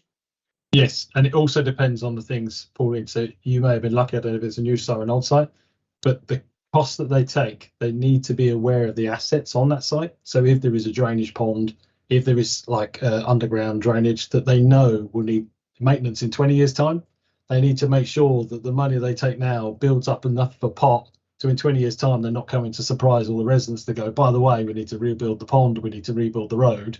And that's where sometimes people kind of get worried, and the costs obviously are high, and they do increase year on year sometimes, these management companies. But that's the point, and that's where I think it's hoped that the residents become involved so they can be aware of the situation and that they can have that foresight to kind of plan and have a clear understanding of the assets that are on that site that they need to maintain. Yeah. Thank you. So Andy. Thank you. And again, thanks, especially to Alan. I really enjoyed your contribution. But Chris's as well, and Andy, and I won't leave anybody out. It was there was a point, and it got very interesting where I think Rochelle sort of Rochelle's point about communication, I think, was reflected in. Well, it was sort of linked to Chris's point as well, and something that Chris had said, in that we almost need to be relying on the developers to do the right thing by the residents. Now, I don't think we can. I think the residents need to rely on us to do the right thing for them, and that might mean that our interests are sometimes not exactly, and our communications is not the same as the developers. And I think there was a suggestion for the first council tax bill. Now, my understanding is that when people move on to the new estates, there is a new residence pack that goes out. And I think in that new residence pack, it includes things like, for example, a postal vote application form. So they're not just getting a council tax bill, they're getting a way to participate in democracy locally. So I think there might be scope for some cross-departmental collaboration, Chris, with whoever's sending those packs out, and some sort of communication in that pack about, you do realise that there is an adoption process, just another chance to draw people's attention to what's going on in their area. It could be general, but development location, it could be specific. I don't know. I'm sure you've got plenty of clever people to work that out. But and then carrying on with that communications thing, and on page 73, and also the comments that were made in the report about the difficulty in communicating and updating the parish councils and the parish councillors. And I think when we took evidence the first time, there's very much the sense that the parish councils, parish councillors were the first line of contact for a lot of people, you know, because the councillors are wandering around knocking on doors, people are going, you know, complaining about X, Y, and Z, and they haven't perhaps clocked, you know, the situation. And so I do hope in the areas where we are going to have these big new developments in future, you know, like Wokingham Without, for example, wherever the Hall Farm housing ends up, you know, that those councillors are engaged, you know, so that councillors do understand, you know, what adoption is when stuff isn't adopted, just so they've got a sense of what's going on. And again, going back to this point about the maps, if there's good information on the website, that me as a borough councillor working with my town councillor colleagues, I can use that information. They can use it. I can point residents at it, and I mean we do find residents become experts, but I get the feeling they're all having to teach themselves stuff, you know, and they don't really want to do it. And there's not much evidence I can show them to say actually that the council's on your side, and they sort of become our responsibility from the day they pay their first bit of council tax, even if they're not getting the roads that they think they're getting for it. Yeah, but that they were my comments, my last comments, I think. Oh, sorry. So one last thing. So, and again, I was wondering if perhaps another takeaway and perhaps a recommendation might be that there's a piece of work is perhaps done with your colleagues in CEM in the community engagement team or communication engagement marketing, whatever it's called, just with a view to how can we get from the website in, so but aimed at residents on the new developments, because there are a lot of them, and there will be more of them. And it's with the scrutiny function, the looking ahead function, I'm trying to make sure that the people on the new estates that haven't been built yet don't have the same level of stress and misunderstanding as the people on the estates that are already done and done. And we can't change what's happened there, but it's about preventing things or making things better in the future. Okay. Should we just go to recommendations? Do you want an answer on that? I don't.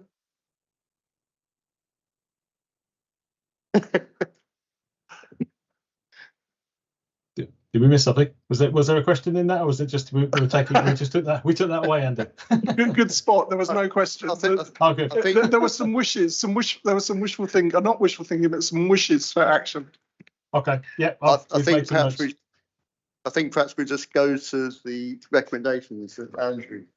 Okay, well, I've been listening very carefully to all of the discussion and the officers' responses, and I've made a list, you know, of recommendations that the committee might wish to consider.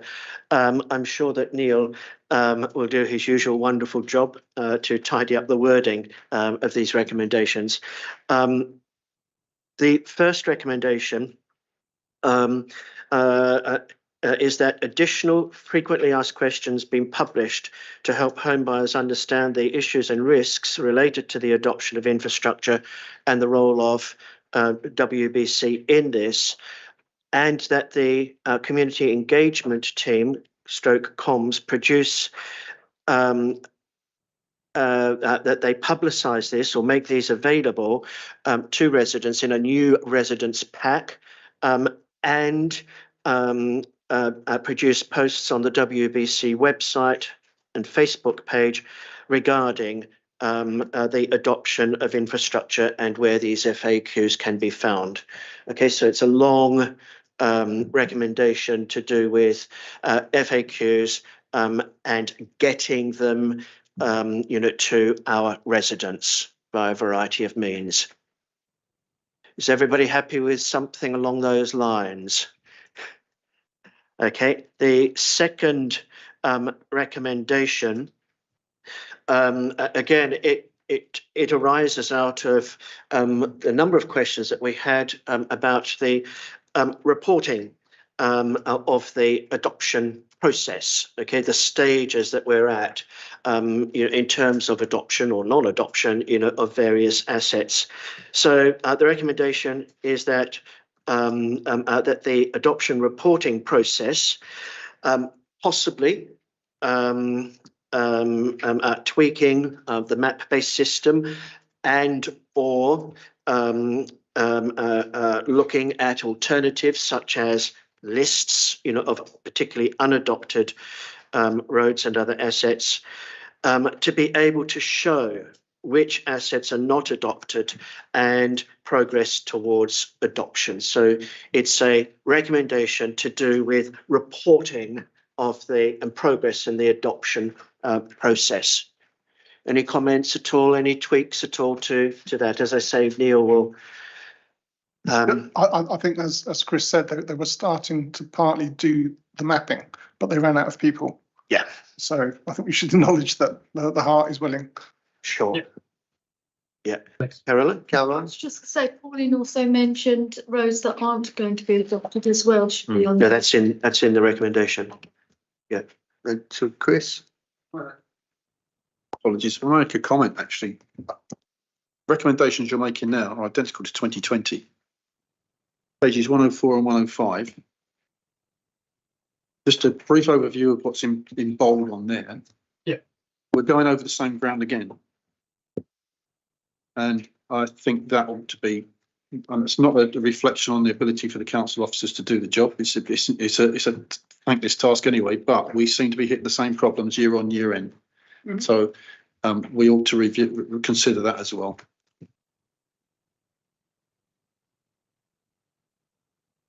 Can I respond to that? I'm looking at recommendation 2 on page 104, and I agree. That covers the interactive maps on the website. It doesn't make any reference to new residence packs, to a to a comms program, community engagement, and so forth. So I think that my feeling was, that the committee, was suggesting, additional, measures around this matter.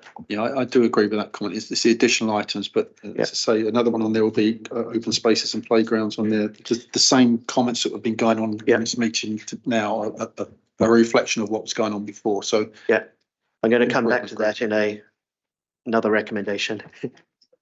So just that's one of the reasons, Chris, that we asked for this to come back, was because we hadn't promised stuff and just really well stuff. The third recommendation is actually drawn directly from recommendation 3 on page 73. I think that the wording there, and this pertains to regular briefings for town and parish councils. I believe that members were, they certainly asked questions, about this, and consider that something that needs to continue and to be improved. So that would be a third recommendation, probably using exactly the same wording that we have with the current recommendation 3. On page 76, okay, recommendation 10, which we haven't actually discussed tonight, but I'd like to propose this as a recommendation. You can read it there on page 76, that the council considers measures to ensure recruitment and retention of key staff working on the adoption process with appropriate succession planning. I note that recruitment and retention is coming to overview and scrutiny management to this committee on the 15th of November. But that agenda item doesn't include, okay, the issue of succession planning.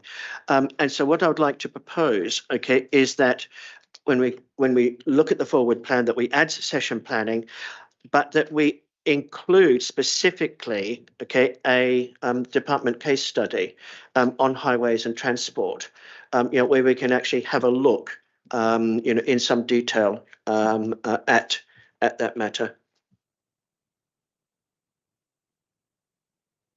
Pauline?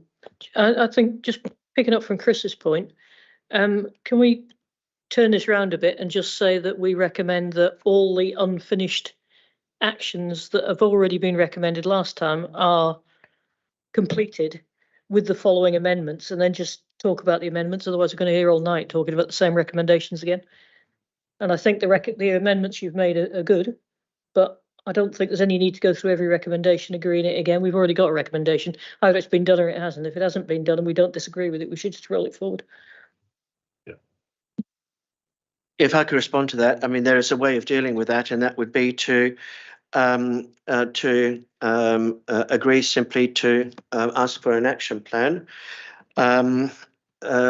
to monitor and to record progress on all of the actions which were agreed tonight, and then for that to be brought back to this committee for scrutiny in 12 months' time.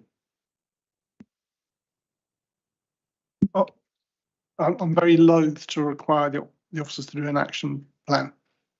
I would rather we had a general because in some of these cases they've said to us, we haven't been able to do this because we lost people or circumstances have changed. So part of me sort of thinking, well, actually, that's an explanation as to why it hasn't been done, and that's acceptable. There are other things which to me are the priorities, and they're about the communications for residents.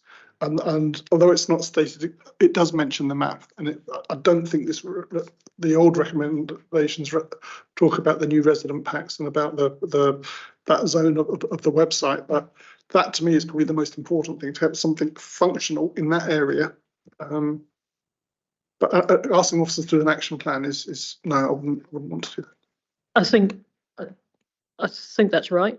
I think all we need to do is say complete the actions you were partway through, except for any ones that we've agreed that you shouldn't be doing anymore, and add these additional ones.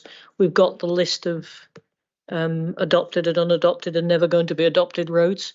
We've got the new residents pack and the comms, the improvement in the comms. There's one or two things that we can add to it, but generally we like these recommendations. We just like to see you finishing them. We understand why you haven't finished them all, but we just want to see them finished, and then maybe come back in a year's time and just tell us they're finished. That's fine. Or just give us a written report that says they're finished. I agree with Pauline. So yeah,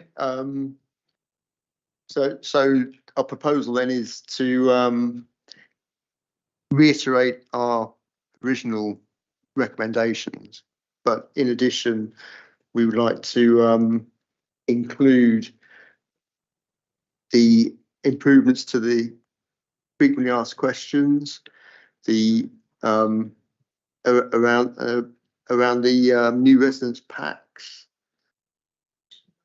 at the list of the list of roads and their adoption status.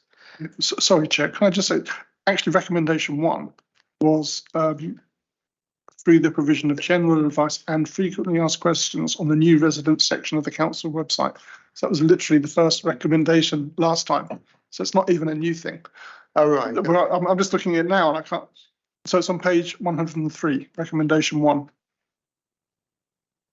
Considers measures to increase public awareness. Well, people where I live don't care about new estates. So it's not public awareness, it's people on the new estates awareness. And then it says, provision of general advice, everything you need to know, and frequently asked questions on the new residents section of the council website. Right. So it's yes. Sorry, yeah. Back to that one, I guess. I should be looking at, instead of looking at page 73, I'll be looking at page 103. Sorry. Yeah.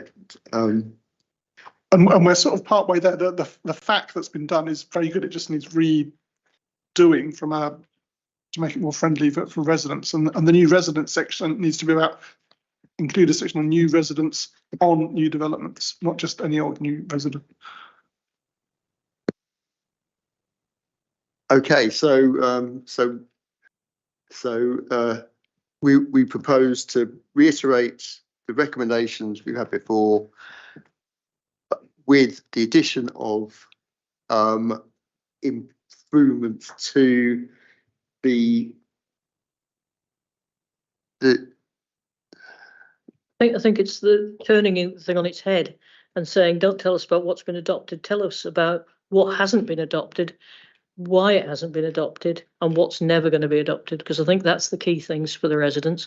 And it's also not just new residents, it's also people who might be buying the houses. So it's people that haven't bought them yet. Now we need to be really careful about that, because you could end up blighting people's housing if you're not careful. So it needs to be done sensitively, but people do need to be aware of what they're walking into. I think that's enough to me, and then maybe an update in a year's time about how you're getting on, just in a written report, not a war and peace, just one page. Yeah.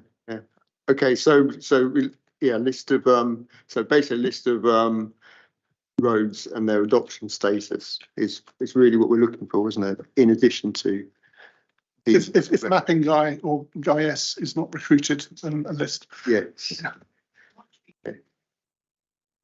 Well, must start with the list, doesn't it?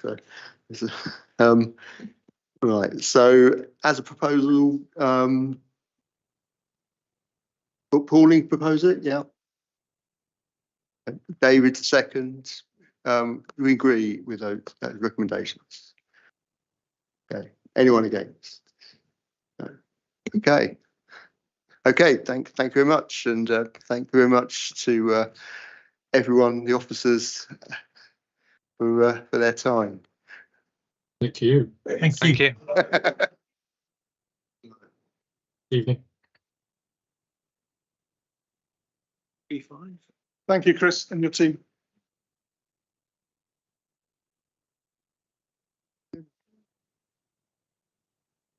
So, agenda item 31, the Scrutiny Improvement Review Action Plan.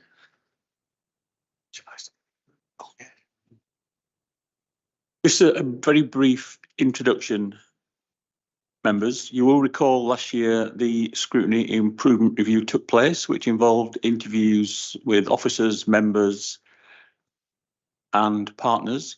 So on the back of the letter which they produced at the end of the review, we developed an action plan which has been circulated previously, and it's appended to tonight's report, and it's there for member comment and addition, subtraction as you see fit.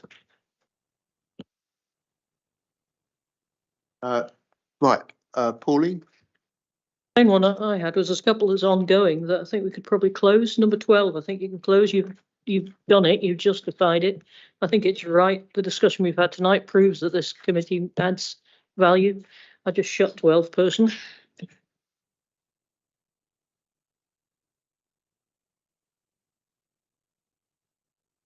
There may be some others as well. Number 2 might be shut as well.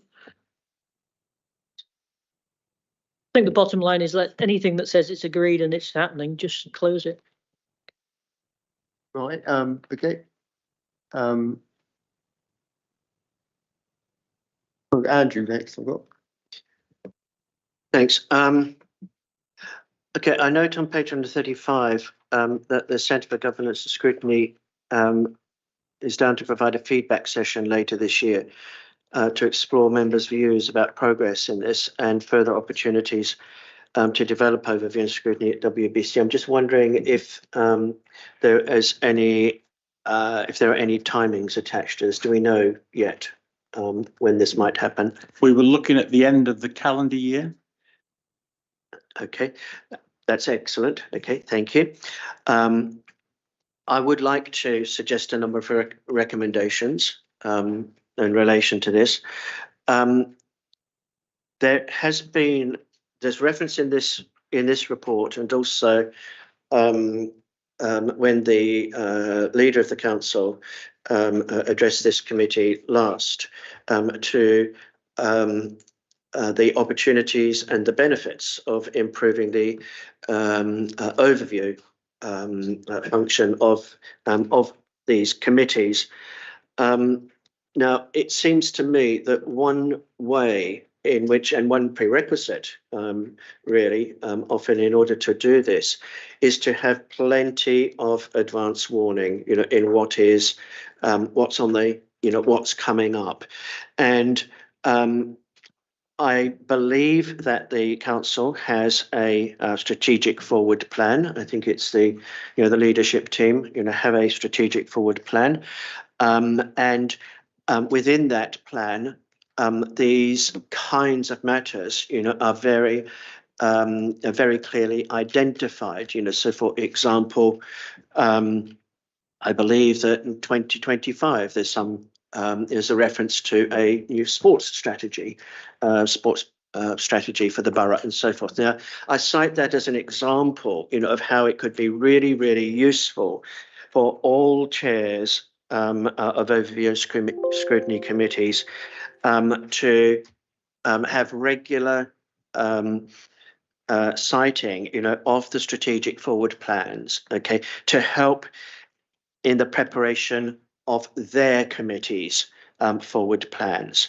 And this would help with overview and help to facilitate input into policy development at a much earlier stage, than has often been the case, and which Centre for Governance and Scrutiny and Governments, suggested, was something that, could be very, very productive. So I would like to I know that's been a very long explanation, but I would like to suggest that we consider a recommendation along those lines, that chairs of overview and scrutiny committees have access to the council's strategic forward plan so that they can feed this into their committee's forward plans. That's the first recommendation. I think Andy. No, okay, David. Yeah, I mean, I'm still reasonably new to the whole process of overview and scrutiny, and the council just over a year and a quarter. I mean, in the course of the period from 4th September to the 11th September, I've got 500 pages of stuff to read. If I'd done that in my workplace, I think I'd been out of a job. There's got to be a better way of doing this so that we can actually get to the point of things. We've got a combination of where we're swamped with words, stuff, but yet sometimes we feel we're missing key details. So something's a little bit wrong in the whole process there. And I can't put my finger on exactly what it is, but it's almost that we need to sit back and actually look at how we tackle this whole process. I can think of 2 reports that came to the corporate community meeting, which were massive in the content, but we were all trying to get a grip on what the key things were that were happening. So somewhere in this whole process, there's something here that I just feel we're spending an awful lot of energy, an awful lot of paper, if nothing else. But I'm not sure we're really moving the dial as effective as we could be if we had some more succinct information to the meeting. So Pauline. Yeah, I agree, David, and we both made the same point at the community and corporate. But I don't think it's a feature of scrutiny. I think it's a feature of the way the council operates. There are too many 300-page strategies with no clarity on what's actually going to happen that the residents will understand is something in the next 6 months, in the next year, or whatever. There's too many words and not enough action. And I'm not criticising officers. I think it's just the way the council operates. I mean, I agree with you completely. If I went to our board meeting with anything more than an 8-page paper, I'd get the sack. And it's not about not giving us the information. It's about finding a way of making it really specific about what the problem is, what the solution is, what's going to change, when it's going to change, and what the impact of that change is. And I think if people could do that, it would make these things a lot more easy to digest. And I think having 300 pages is a symptom of a problem that we aren't very good at doing that.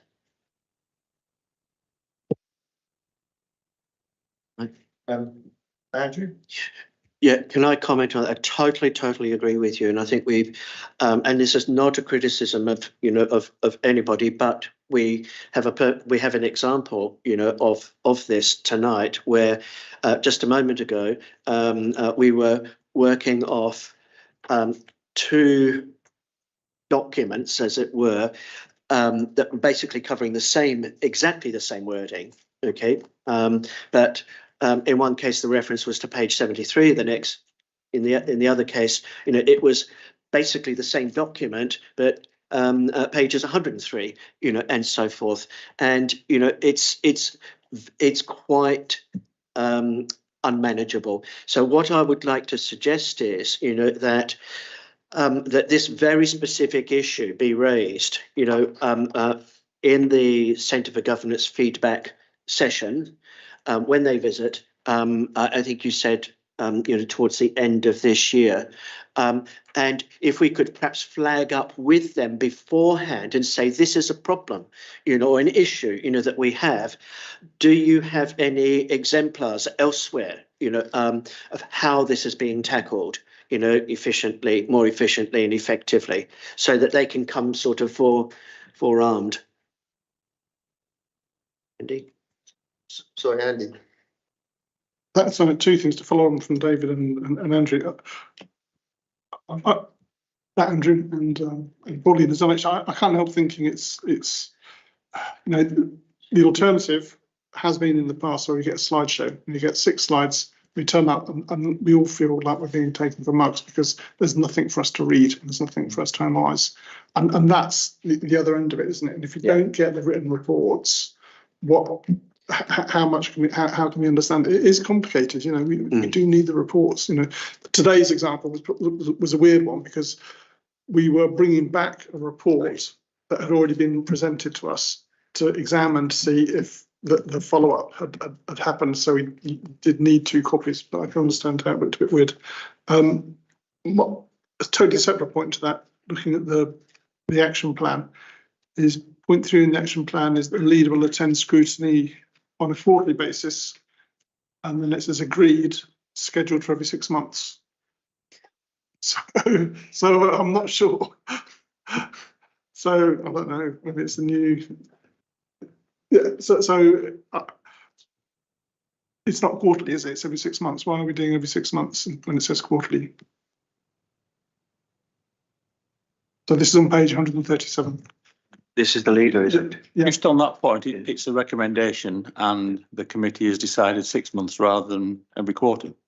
Yeah. The committee could request it every month if it wanted to, and obviously it's a recommendation and it's then a response when they want to come.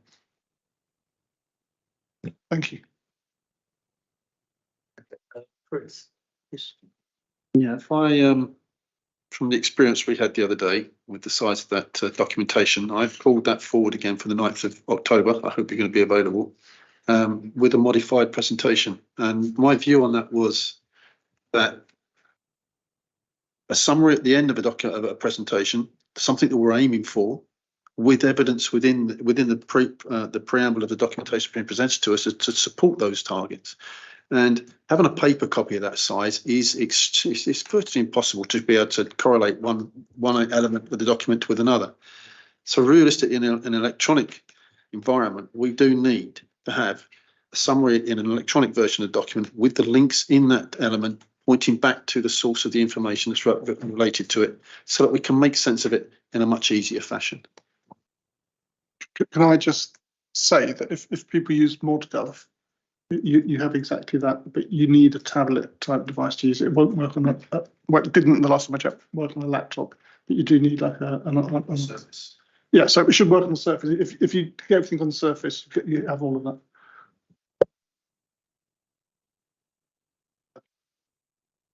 Pauline? Despite being an IT person, I prefer it on paper because then I can write on it. Yeah, no, my typing's not that good. But I do think this is not a symptom of scrutiny. This is a deeper thing about how councils work, and it's probably not unique to us. I think it'd be good to ask officers to go away and think about how they get how they focus people on things that are going to make a difference. It really worries me that we're probably spending hundreds of thousands of pounds on reports that you can't not clear about what the hell's going to happen or whether any residents are going to notice, and that's not right. And if we spent more money on having less, making it focused, having key deliverables, holding people to account for delivering it, and then measuring the impact, we'd be an awful lot better off.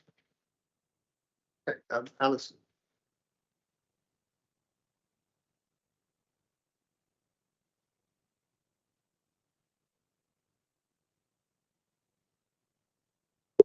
Sorry, I'm so sorry.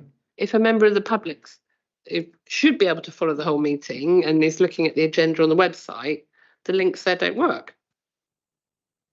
I don't know. I'm using Modcuff. I haven't tried doing it that way. But you'd agree that that's not acceptable if that's the case. Yeah, and I do agree with that. Having more links to things is good because it's not just us, it's also all our residents who are entitled to be able to follow and understand what's going on. And I just wanted to say that on the last piece, I think if we'd had one page that was a glossary of all the abbreviations, I know they're explained throughout the text, but it would be quite handy to have been able to just refer to them. I know that's something Madeline used to always do in HOST because there's an awful lot of abbreviations that go on and that.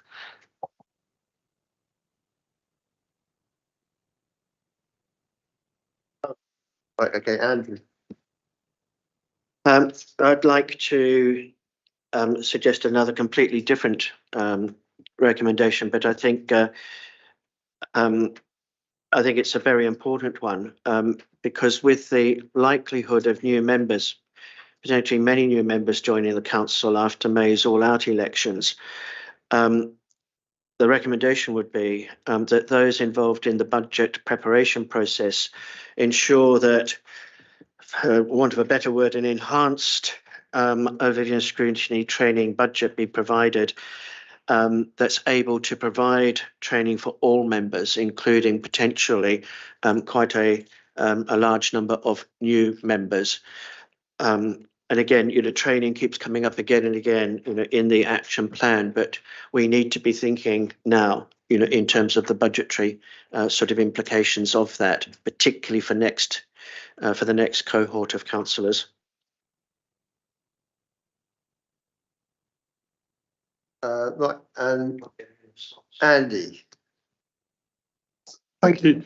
So I think my comments about the scrutiny process altogether, and it sort of perhaps links into what Andrew's saying about training, is there's many members still don't understand what scrutiny is for, and I think we saw with Gary got a question at the beginning. Audit isn't part of scrutiny. Yeah, it's a governance thing. It's nothing to do with scrutiny, and audit doesn't. The function of audit is not to hold the executive to account. So it's this confusion with what scrutiny is, and you're talking about the budget training, and I sort of think that there's two parts to budget training. One is how local government accounting works. I speak as an accountant. I'm used to looking at P&Ls and balance sheets, and the other part is how the council works and how they do their how their side of it works, which seems to be totally different from how the accounts are put together. And I sometimes wonder, are the people who do the budget scrutiny, are they getting the right training? Are they getting understanding how the accounts are put together? Or are they getting like a detailed knowledge of where the pounds are coming from and going to? It is a concern.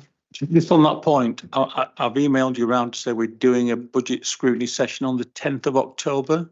And I've spoken to the trainer and he's very happy to tailor the training to what members want to focus on. So suggestions like that are welcome, and we can make sure that the session is actually dealing with the issues that you want to cover. So any other thoughts or suggestions, please let me know and we'll make sure that they get covered on the evening.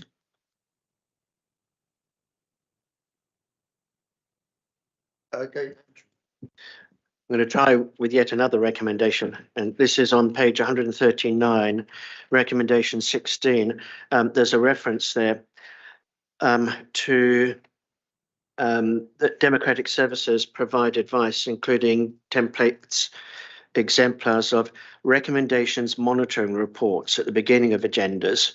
And I think this is really interesting, idea, because it goes to the heart of a lot of the things which we've been saying tonight, to help implement a more effective feedback process following recommendations that includes, and I think that this should include these templates or monitoring reports should include explicit documentation of impacts and the value added, from recommendations, of the various committees. So I'd be really interested, in getting more information, about these recommendation monitoring reports at the beginning of agendas. And it sounds as though that's something which we should be exploring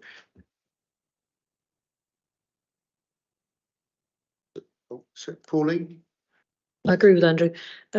Also, I wonder if it's worth having a recommendation that officers take away the suggestion that the structure of papers for scrutiny, where possible, are what's the problem, what's being done, what will the impact, when will it be changed, and then how are we going to measure it? And then the follow on is then we hold people to account based on the measurement, which Andrew's just talked about. And I think that is quite a succinct format. I'm not saying it's right for everything, but I think it would really help some of these long papers. I think that's a good idea, but I think members also have to take responsibility and ask for, rather than just I want an update on X because it's interesting. Members need to make sure that their requests are focused. Chris? Yeah, just to add to Pauline's comment there, actually, item 14 on page 139. There's the leader for it. For that. I'd like to propose that. I presume you got the gist of what I said. I've written it down. But I'd like to propose that. Is anybody going to second it? Sorry, Pauline. So, are you proposing that what I always call the sort of front sheet, the agenda item, should, you know, which we always have the headings of outcome, benefits, recommendations, summary, you know, that we should add more defined headings that should always be included in it. Like, what is the issue? No, I'm suggesting the whole structure of the paper should be focused on that. So I don't want to. There are exceptions, like the KPI report, for example, which is a KPI report.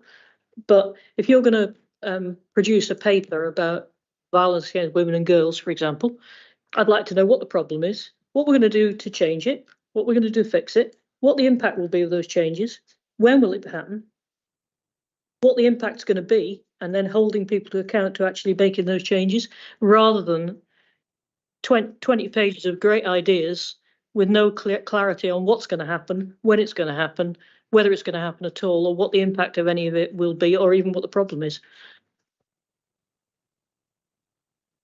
Yeah, I'm wondering whether we might request that one of the next reports, it may not be in the next meeting, but a subsequent meeting shortly afterwards, that we explicitly ask that it be presented in that kind of format, to just see, you know, what it might look like, what the benefits and any pitfalls might be. You could also, you know, for the electronic forms, of course, embed, you know, all the links to the detailed documentation as well. But I think it's definitely something worth exploring, and I think it would be good to just have a test run, as it were, you know, with. So that's why my recommendation was that officers consider rather than we implement, because I think it needs a bit of thinking about. But I think that's the direction I'd like to go in. So I agree. Yeah, trying it out would be great. David? Yeah, I think we're all in violent agreement. I think Andy made a very good point a while back about we don't want to create a scenario where we're given a lot of blandishments and no detail. That's a very real risk. So I think, yeah, the point's just been made is a good one. Let's trial it and see where we get to. Well, Chris?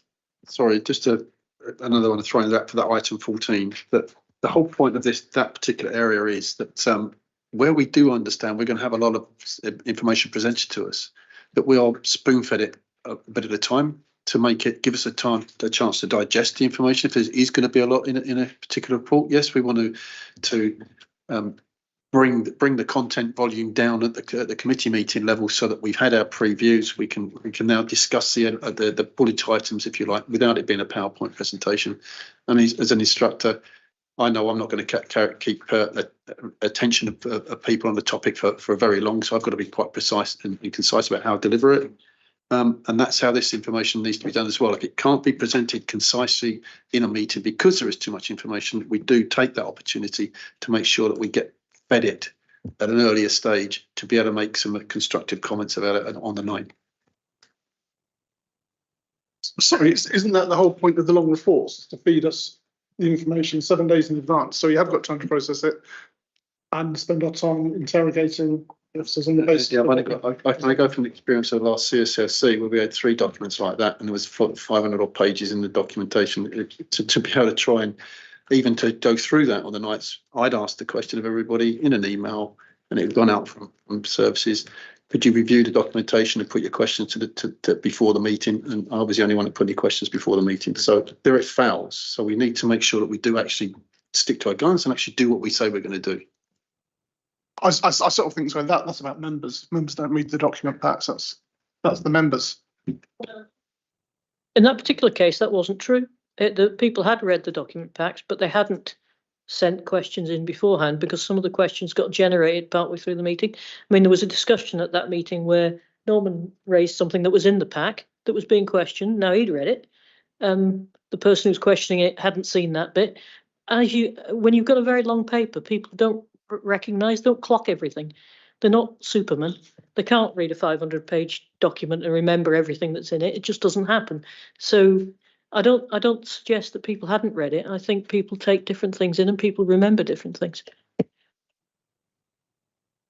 Just 2 observations. I think another potentially quite significant benefit of going through this kind of structure that Pauline has suggested is that it keeps a focus on the key questions. What is the problem? Now, there's the heading, what is the problem? Now, it may actually be, okay, that in itself needs to be unpacked, or that we're making assumptions about what the problem is, okay, or who perceives this to be a problem and so forth, yeah?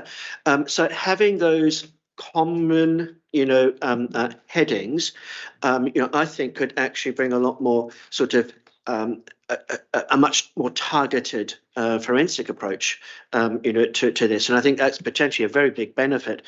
The other thing which strikes me about this discussion, and I am not in any way downplaying the importance of the scrutiny function of these committees, but we're talking about scrutiny and we haven't been talking about overview again, and we must, I believe, take the Centre for Governance advice about the importance of scrutiny of overview very seriously indeed, and perhaps the kinds of things which we're talking about in relation to scrutiny could actually help to create more time and opportunity for the overview function.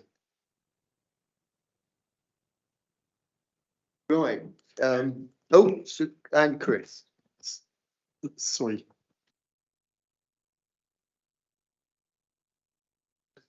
Okay, so yeah, I'm agreeing with Andy with Andrew on that response. That overview is what we need to happen before we come to the meeting to scrutinise what's going on, and that's like Andy says, we get the document 7 days in front. When you've got a small pack, 7 days. If you've got a full-time job as well and you're doing this, yes, we do take it on the top that we're councillors and this is what we signed up for, whether we realise it or not. That it can be a lot of reading, a lot of material to get through in a very short time, especially if it's the middle of Christmas. So I do agree that the overview side of it is something that is not well documented for us to do. How do we deal with an overview and what should be presented in front of us for an overview? And the scrutiny side that's when the key documentation, the smaller packages come together, if you like. We've still got our overview documentation pack to reference, but we've got our targets written in front of us for what our scrutiny operation is going to be on the night. Okay, so a wide-ranging discussion. What are we going to add to this to the recommendation on the front thing? That's seconded, and I agree with Andrew's amendment that says let's try on one before we go half cock and do it for everything and find out it doesn't work.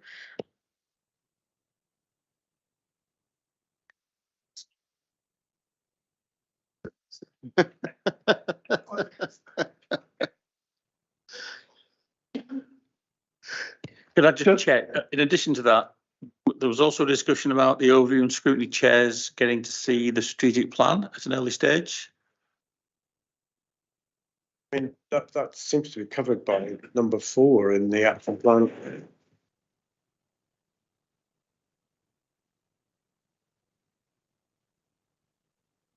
I think it would be good to make it more explicit, you know, to have regular citing for the chairs and vice chairs to have regular citing of the strategic plan. It is a working document, you know, it's very interesting, useful.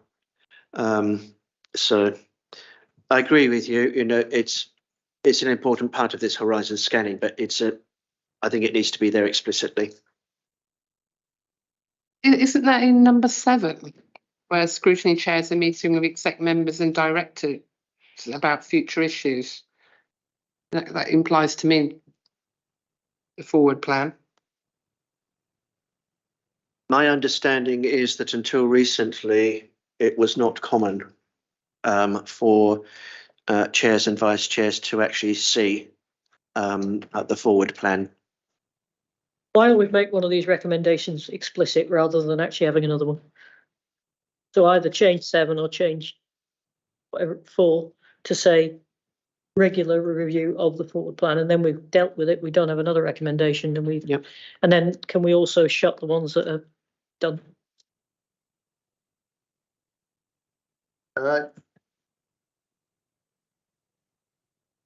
Well, I think the ones that are fairly useful to have them in the list, isn't it? Even if they're just. Yeah, no, I didn't mean remove them. I said instead of put ongoing again. So by my calculation, number 2, 3, 12, 13, 15, and possibly 16, and definitely 19 could be set as closed.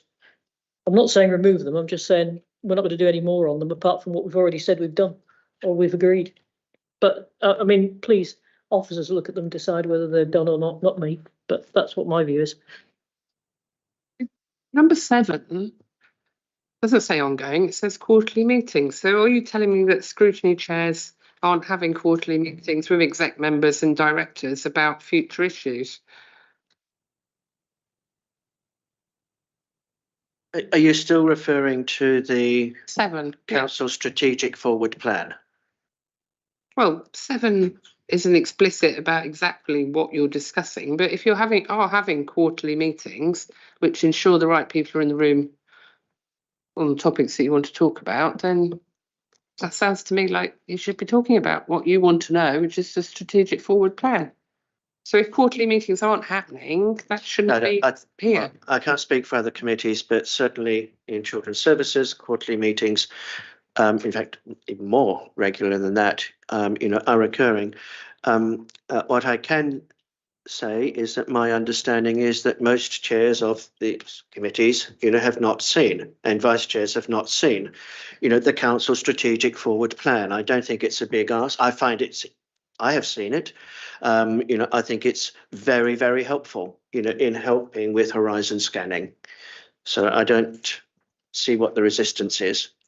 I don't think there is any resistance. Just add to action 7, including the council's strategic forward plan, and that's it. And that's nailed. Sorry, absolutely. I'm just surprised that this action plan seems to suggest it's happening and it's not.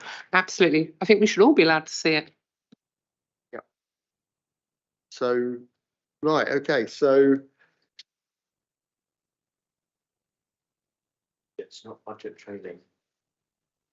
Making adequate budget provision for training. Oh, yes, yes, yes. So, yeah. I've got a bit of a bee in my bonnet about council training because I generally don't find it very good. It's quite long. It reads out stuff on slides. It doesn't do a gap analysis and work out what the gap is. It just sort of regurgitates stuff. So I'm a bit leery about spending a lot more money on training. What I'd like to do is spend the money we are spending on training on more effective training. And I think that the Constitution is a case in point. You know, you can give people as much training as you want in the Constitution. If they don't read it and understand it, it doesn't matter how much training you give people, they're still going to get it wrong. So my worry was with all the training is we almost think of ourselves as being employed and that our employer should train us to bring us up to the standard. And my view is if you're a counsellor and you want to be a counsellor, you need to do the legwork yourself. Much better. We're not employees. We shouldn't be relying on being hand-fed. If there's technical stuff we want help with, then yes, but we shouldn't be spoon-fed a whole bunch of stuff to take us through. I get you need an induction, but once you've had your induction and the specialist training on the budgets, Planning, yeah, where it's very, very technical. You get that exposure, and then the officers are there, and there's a whole bunch of documentation to support you. But we could be trained forever, and people still wouldn't get it. Frankly, no names. Can I suggest then that I update the document to reflect the conversation, and that we will then be arranging this session with the Centre for Governance and Scrutiny towards the end of the year, and I look forward to the conversation then. Chris? Yes, so I would like to recommend that actually the comment about the change that we're looking at going to item 7, because item 7 refers to item 4. Don't need to go down that and don't need to add another recommendation that there's a modification to that entry in item 7 to reflect what we're requesting. Okay. So, Andy, sorry. It's just fine. It's just following on, just finishing off conversation or a point that Alison made about people being able to access documents online and follow links. I've just downloaded the PDFs for this meeting, and all the links work for the PDF. So people from home who are watching can download stuff. They can follow the links. It's only the people who only have a paper copy who can't access the links.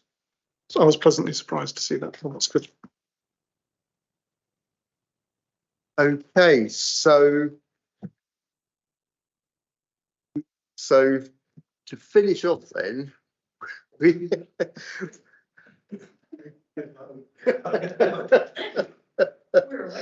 yes, we recommend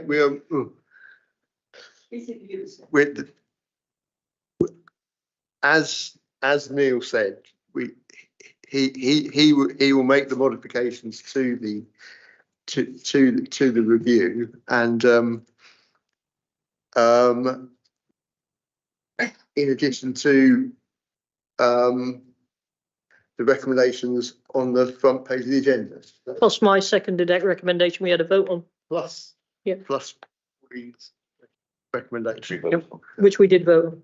We've already voted on. Whilst Andy was chairing the meeting. So we just tidy this up then, Brian, just thank you. Proposing this that we follow the recommendations and the modifications that have been discussed. Anyone going to propose that? Chris? Andy seconded. Can we vote on that? Bruce? Okay, thanks. Anyway, right. Okay, just so moving on to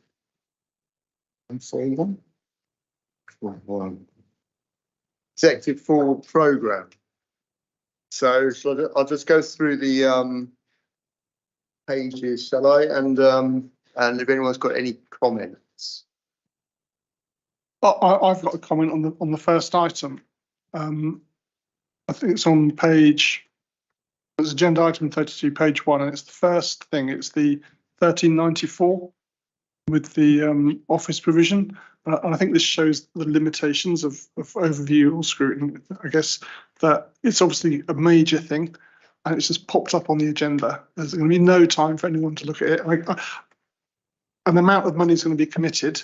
Once that amount of money is committed, the process will sort of trundle on, and you sort of think, well, what's the point then if you can just drop stuff on an agenda without anyone else looking at it? Yeah, that's the point I'd like to make on that. Yeah.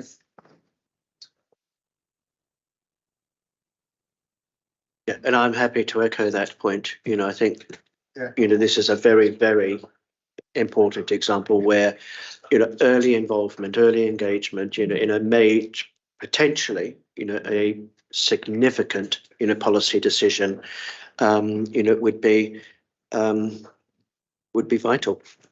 Yeah, Pauline. I think we also have to be clear that this is starting the process, not making a decision. We were told very clearly that they were going to analyse all the options and look at a lot more than they'd looked at so far and define what the problem was and understand what the solutions are and do a proper business case on those solutions and make a decision. not go straight to this is the answer and then work your way back.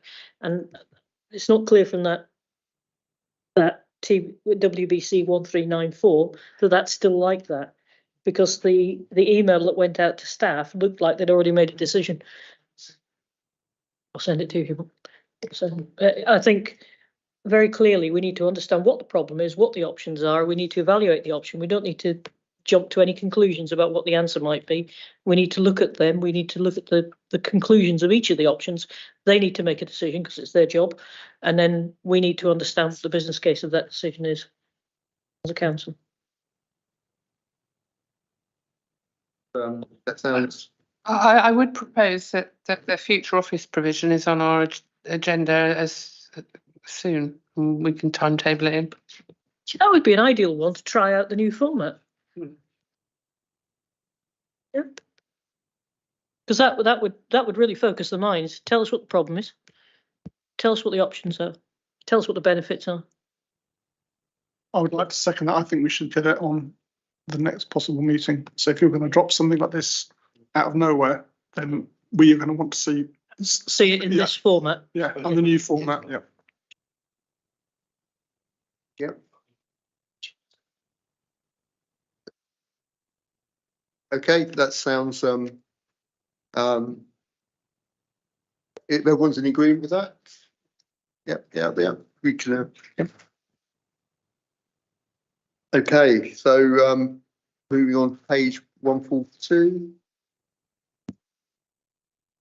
143.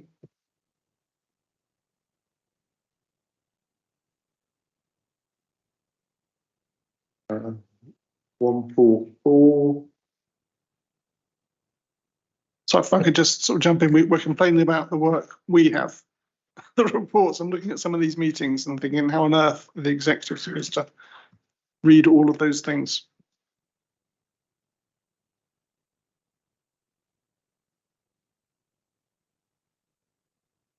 Fair point, yeah. Yeah. Okay, 145. And 146.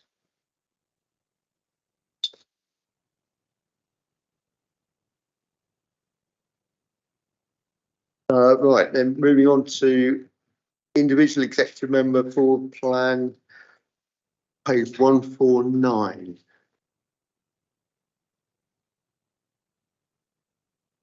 And page 150.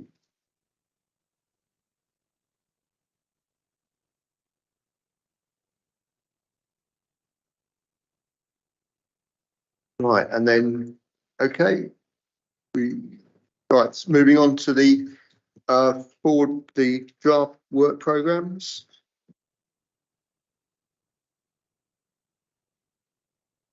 Andrew. Yeah.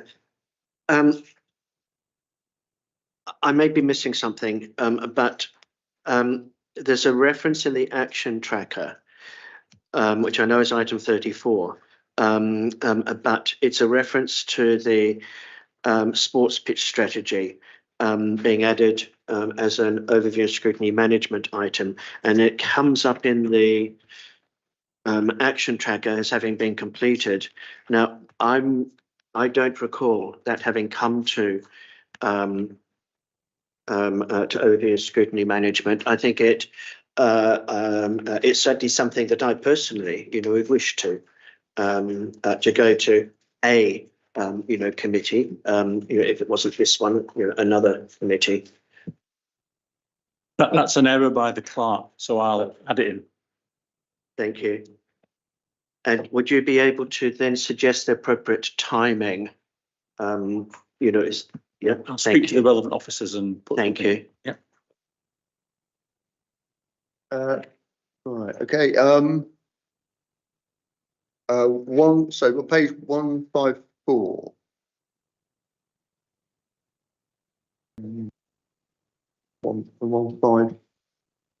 So we're adding on to the 154 the office provision to be scrutinised as we just agreed. Yeah. Well, that's the agenda for that meeting goes out in 2 weeks, so officers might need a bit longer than that. But again, I'll ask them when the most suitable time is and let you know. Well, if they're Yeah, I presenting a think they paper to the exec, then Well, if they that's what can't, we're yeah, if they can't scrutinising. explain why they're doing it, what the options are, and they're going to exec in no time at all. yeah, and I proposed it, Andy seconded. The chairman asked if everybody agreed, and we all agreed. So we have agreed to have it on the agenda at the next meeting. Well, as I said, I can pass on the request and hopefully something will be available, but I can't guarantee it will come to the next meeting because it's short notice. But if it's going to the executive in less than that, then it's already been prepared. Yes, and I will pass that on. Thank you very much, Neil. Okay, oops, sorry, Chris. We just got to go back to that point, knowing how long it takes for some documentation to be presented. What gets presented to the executive might not be fit for use for us in that short time. And if it's got to be represented, are we going to get a decent view of it in this short time by the 4th of October? Would it not be better to make it out to the meeting afterwards to give that time to be done? Because it's not as if they are making a decision to close this, open that, move so and so, whatever. It's a discussion about what the options are, and unless they've come up and made some sort of some comments about those options and made some decisions or maybe some ideas, say this is a path we would like to go down to, let's go and get it to overview and scrutiny. If there's new decisions being made of the executive considering that particular topic or recommendations from there, they've got to be discussed and documentation got to be produced for it as well. So I don't think 2 weeks is enough to not just and it's not just about presenting what's presented to the executive to us, it's about the recommendations that they make being discussed, documented, and the evidence being presented to us as well. 2 weeks isn't enough to do that. Pauline. It depends what's discussed at executive, I think. I get your point. But we have got no idea what's going to be discussed at executive. We don't know whether they're going to say, oh yeah, that's a good idea, let's investigate, or they're going to say, yeah, let's do this.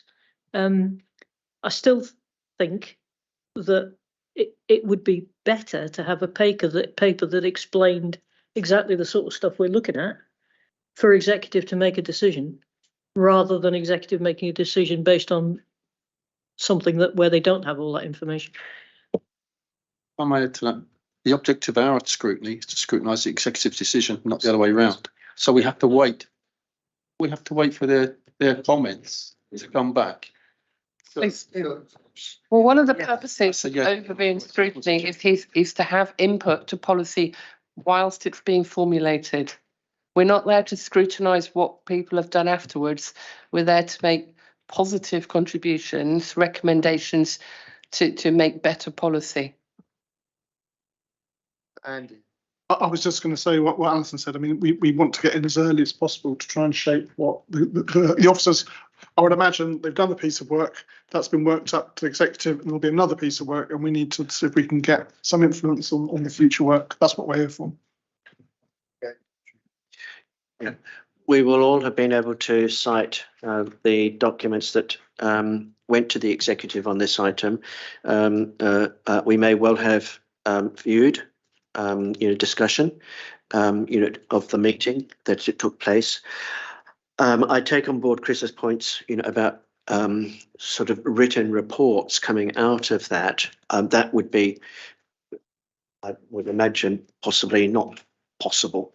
Sorry for not being articulate, but what we could do, a completely different approach, would be to invite the I imagine it might be the leader of the council, along to discuss, what was discussed on this agenda item, at the executive, and what roles overview and scrutiny, particularly the overview function, could usefully add value, on this matter, and I think that would fit in very well, with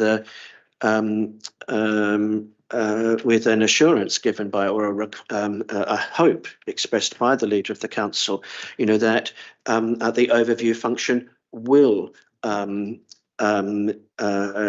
be developed further. So that might be a different approach. We'll have documentation, we'll have seen what happened at the executive meeting on this item, and maybe we could request, the attendance of the leader of the council to see how we could perhaps develop an overview approach to this decision. Okay, Pauline? I think what we're talking about is the difference between overview and scrutiny.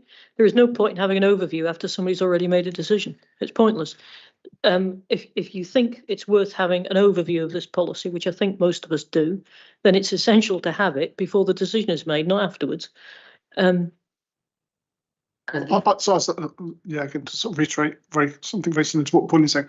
It's about having some input into the process, and we need to do that as early as possible, I think. And the greatest respect, I don't think it's that much to do with Stephen, because he's going to be very nice, but the people who are going to be doing the work are going to be people in finance and people in property management, and they're the people that we need to make sure are considering, certain things or not considering other things. Okay, Chris? So following, and I'm not going to dig my heels in or anything on this, but following that stance about we need to review what the executive are going to talk about before they talk about it, are all of the 8 items that they're talking about come to scrutiny before the executive meeting? Enhanced partnership, bow hunt, promotion of working places, leasehold and insurance, risk management policy and guidance, personal management, violence against women. I know the violence against women one will come before, but I'm just asking as a general question, will all of those items will have been put in front of scrutiny before the executive? Well, I don't think we can just, but the thing about the council property is obviously quite a major thing. So I'm sure that the clerk will help to find what will be done for the next meeting. I've got a very clear message from the committee this evening, so I'll be endeavouring to make sure someone comes along, Chair. Thank you. Okay, so just to go through the rest of this, page 155.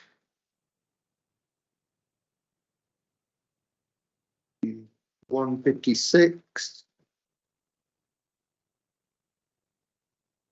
Page 157. Sorry, on page 156, the Thames Water item. Is this the same item as that we received an email about, whether the woman is coming in at 11 o'clock on a Friday or something?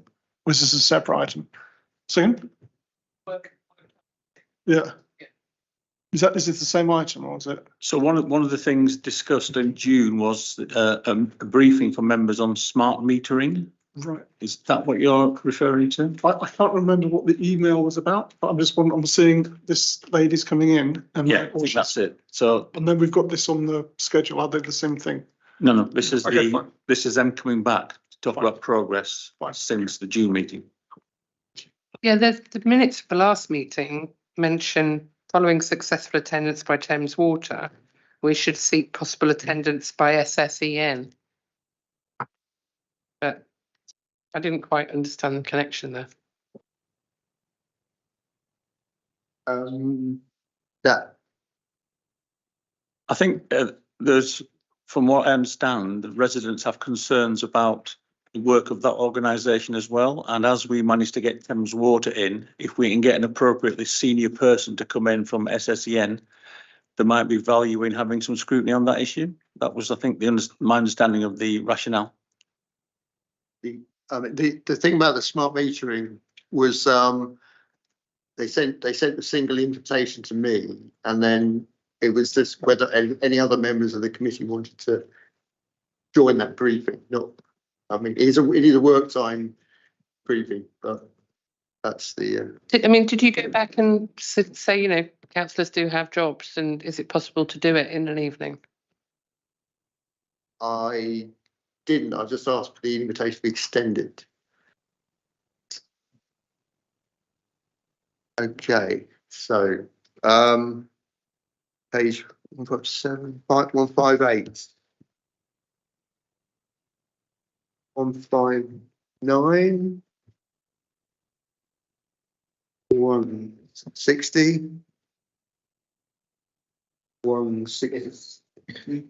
Andrew? Yeah, Chair, if I could just sort of make a general comment, and although the example I'm giving is from Children's Services Overview and Scrutiny, it probably applies to other committees as well. These are working documents, and I think it's important always to remind ourselves of this. So, for instance, in the Children's Services Forward programme, the meeting on the 1st of November, we've added to various significant items, really important items, the SEND strategy refresh and consideration of the SEND Voices 2022-23 strategy. And it's an example. I'm just citing this as an example to show that these are the forward plans of the committees, I guess, at the time of publication, but they are evolving. You know, they're working documents. So. Sorry, can we stay with OS management? Because as I highlighted, the minutes mentioned about inviting SSEN to come. So is that something we're going to put onto an agenda this year? I think only if we can get. Because some of our meetings are fairly full. Yeah. Only I mean, very full. Is available. So I assume it will take a little while, but we will try and make contact with them. And if someone wants to come, then we will find a slot for it. Yeah. And back to children's services, and alluding to what Chris said about the executive.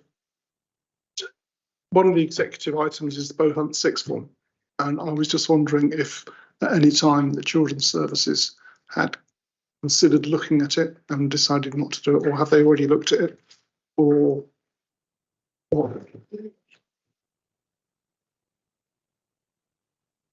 we do have a well, the short answer to your question is yes. Okay, and this is done in various ways. At every meeting of the Children's Services Overview and Scrutiny Committee, the executive member is there to give a presentation and to answer committee questions. The matter that you've raised has been addressed, you know, in the executive reports, and questions have been asked. We also have a standing item, schools update, and we have, and we do also have a part 2 session as well. You know, where where such matters can be discussed. So the short answer to your question is yes. Thank you. Okay. We'll see. Page 161, 162, 163. Oh, Chris. Yeah, 163, 164. The request to put an additional meeting back. Sorry, my apologies. 163, 164, there is a request to put the additional meeting in for the 9th of October to re-evaluate the local plan update 4. The local transport plan? LTP4, yeah, sorry, LTP4, not local plan. LTP4. That's a Monday. The 9th of October. So I've spoken to the exec member and put a request in by services. They are working on repositioning the paperwork for us to make it easier to assess. Okay, and then page 165, 166, 167, 168, 69, 170, 171, the last one. Right, Item 34, the action tracker. Oh, sorry, I've just seen that the autism strategy is on the 6th of November under health. Doesn't it come to executive before then?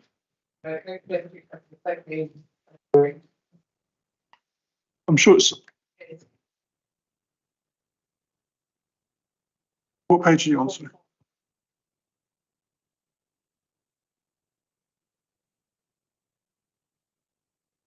Okay, my bad. Thank you. Okay, so on to the action tracker. Andrew. Yeah, I've got two items on. Sorry, I've got two items I want to refer to. The first is on page 173. The very last two lines. An all-member briefing on the safety valve agreement with the Department for Education. In the minutes of the last meeting, on page 8, under item 18, it was resolved that work on the Children's Services safety valve agreement with the DFE be noted and subject to an all-member briefing. So I think it would be really, I think it's an important item, and I think it would be good, if we could try to pin down at some dates, a date, for that briefing, the safety valve briefing. The second matter is again, it arises, it's on page 174, and it is about the bus enhanced partnership and scheme. And again, going back to the minutes of the last meeting, under item 20, where we discussed the bus enhanced partnership, resolutions 3 and 4 in that meeting asked for exit clause and council control over financial commitments after the initial 3-year period be explained, investigated, and so forth. So what I'd like to request here, because I think this is it's an important item, and I think it's one which we should just let sort of drift. So what I'd like to request is that we ask for a written response to be submitted to all committee members, and that as soon as possible, and that written response be included in the minutes for the next meeting of this committee. Yes, everyone happy with that?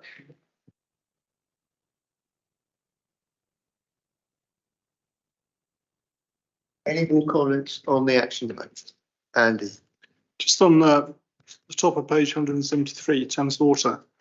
It says to notify town and parish councils about opportunities for Thames Water briefings, and it's ongoing. And I sort of assumed that would just be an email to people or something at the borough parish liaison forum. So I think I've sent about 5 emails now to Mr. Aylard, who came to the meeting, and I've not had a response. So I'm chasing him just to get some clarification on what they're proposing to do. And as soon as I get that, I will then be progressing it at this end. Okay, no more comments. Okay, that's end of meeting. Thank you all very much.